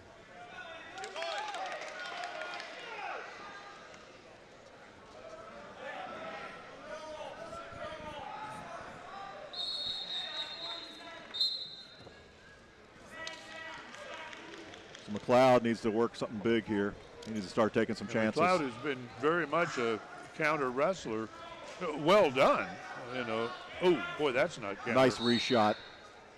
Good job by Cochran. He went limp and just let him drive him out of bounds to tension up. In that situation, McLeod wants Cochran to tighten up on him so he can launch him. He stayed nice and loose.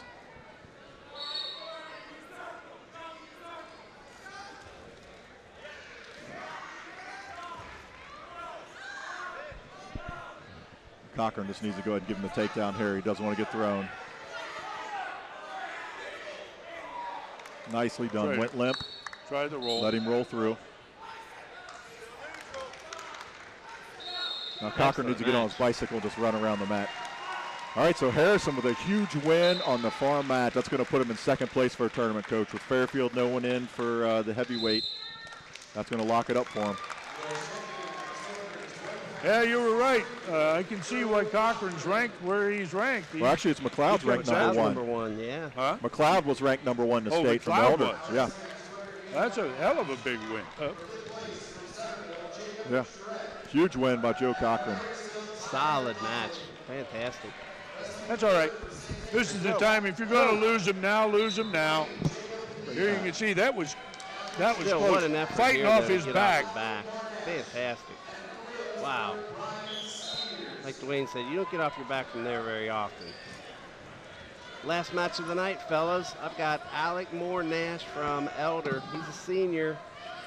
He has been to the state tournament last year and placed 7th, coming in 10-2 right now. Says he was a Greco state champ and has a 3.8 GPA. All right, and from Williamsburg, we have Brian Steers. He's a senior. He was a state qualifier last year. He had a huge win in the semis, knocking off Joe Hyob's brother, Jack Hyob from St. X. And Steers is coached by Josh Steers. Josh he's always been a great big man coach here around Southwest Ohio, and you can see it's paying off for Williamsburg here with another heavyweight. Well, that's a nice snag single. Nicely done here. That should be 2. Weight on the hands. Great call.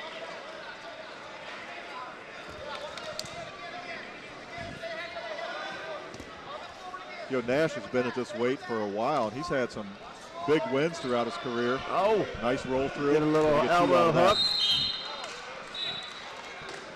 A little too aggressive by the Williamsburg wrestler there. Tried to force that half. Nash has been doing this for a long time. Rolls through and gets a reversal out of it. Yeah, Steers was 4th in the state last year. 4th in districts, wasn't he? What did he say? Was it state too? Okay, Yeah. You're correct. Yeah. I'm trouble reading the handwriting here. Yeah. And before, because heavyweights go quick, I want to get these guys in. Charlie Gale's the first state champion from Southwest Ohio, from Princeton, 1969. Ron Troyan of Loveland, Mike Holcomb, of Goshen, Ben Ryan from Lemon Monroe, Tony Johnson of Lakota East, Zach Marshall of Mason, Frank Becker from Moeller, Josh Klein from Mason, and Andrew Allen from Loveland. Andrew Alton. Some real fine heavyweights. We've been good at heavyweight over the years.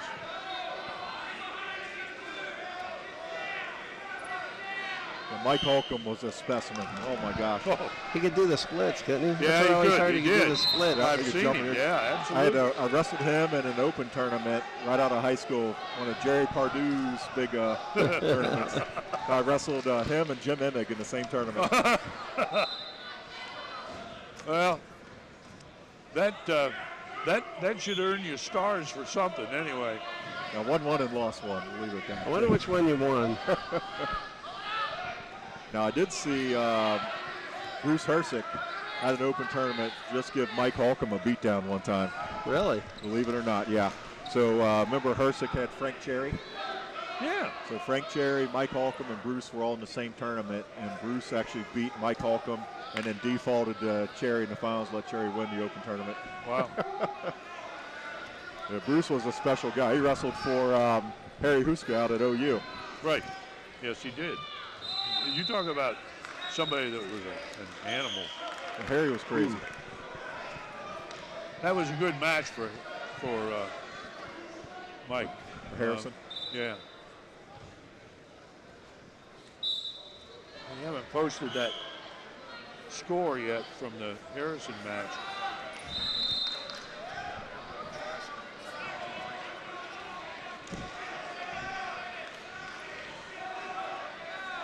Well, we had another Waycross kid here, Paul McKnight from Winton Woods, won with a fall in 5:49 at 285 pounds, pinning Michael McGill of Little Miami. Well, he's a nice kid too, McKnight. I watched him play in the state finals, number 64. He had an amazing game. And I introduced myself to him upstairs while I was eating, talked to him. Of course, he was eating too because he's a heavyweight. But what a nice kid. I mean, he was just so polite. Really a pleasure to talk to. And I'm sure we'll see him up the podium a couple steps once he gets in shape after from the football play. So here we are. This is the last point where the last match actually, was the last one where significant change could take place in team standing, and it did. And Nash is backing up a lot here, guys. Harrison, with its win, went into second place with 180 points. Fairfield is right behind him with 178. Then Butler, Marysville, Walton Verona, Beaver Creek, then Moeller with 101. Ross, Loveland, Wayne, Oak Hills on down through the rest of the 40-some schools that are entered. So, Tim, I don't know how we didn't see a stall call there. I agree. I thought I was going to hear the beat, Yep. because Nash was stuck in reverse for at least 30 seconds there. But That's Steers one gets thing I his don't like choice, about so he'll heavyweight. go I wish they down. just So really force the action with him. Steers gets his That's point gonna quick. gonna put him up here, 4-3. Well, this program is brought to you the volunteers of Waycross Community Media, and we're always looking for assistance. If you want more information, if you want to see the other schedule of these matches, you can check it out at waycross.tv. You can call 825-2429, and all you got to do is say, hey, I'd like to help out. And Waycross does a wonderful job of covering high school athletics. It's the only place that really does. We'll be back with the Division I district tournament a little bit later in the year. We've got dual meets with Northwest, Winton Woods, and Coleraine. And those are all Waycross folks. And then we'll be bringing the state finals, the semifinals, and all the medals with highlights of the state championship bouts. So Steers is he's not really initiating the action now. He's doing those kind of shots just to kind of keep the ref off his back. But it's the only Not action really going on. aggressive. But Nash is working those underhooks, and if Steers isn't careful, he's going to end up on his rear end. That's not where you want to be right now. Is locked up that's with not Nash. a good position. He's wanting to throw you. Nice limp arm. Slip it. There's your limp arm, coach. Yeah. He limped it out. Yep. He's got to be careful here. He wants to get up. I mean, Steers is on his knees. You shouldn't be on This your guy knees. rolls. Yep. You want to stay He off your knees rolled early. and prevent that. That's going to do it. 10 seconds to go. But back when I was coaching heavyweights a lot, I used to swear I'd get knee pads with thumbtacks in them and make them wear them during practice.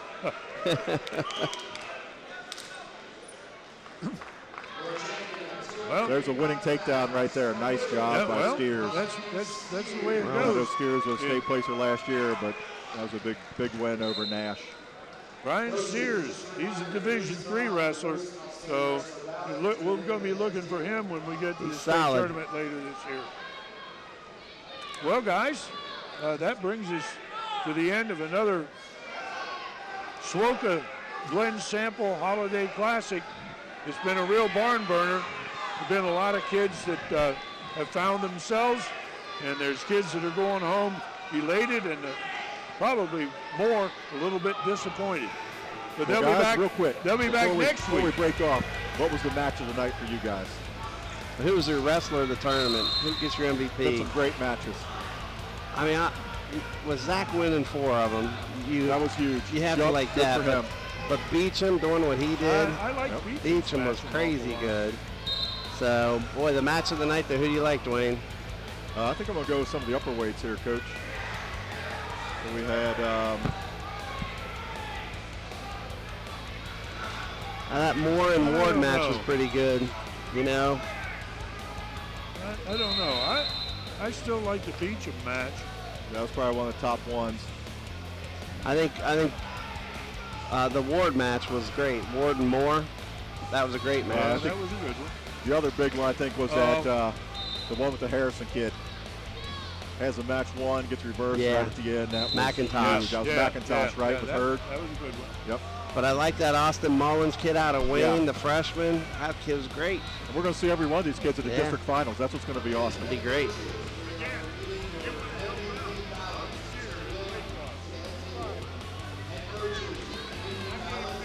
So the guys who did all the heavy lifting, Wayne Meyer, Jim Cunningham, we're going to say goodnight and look for you down the road. But support your local high school program. It's the best investment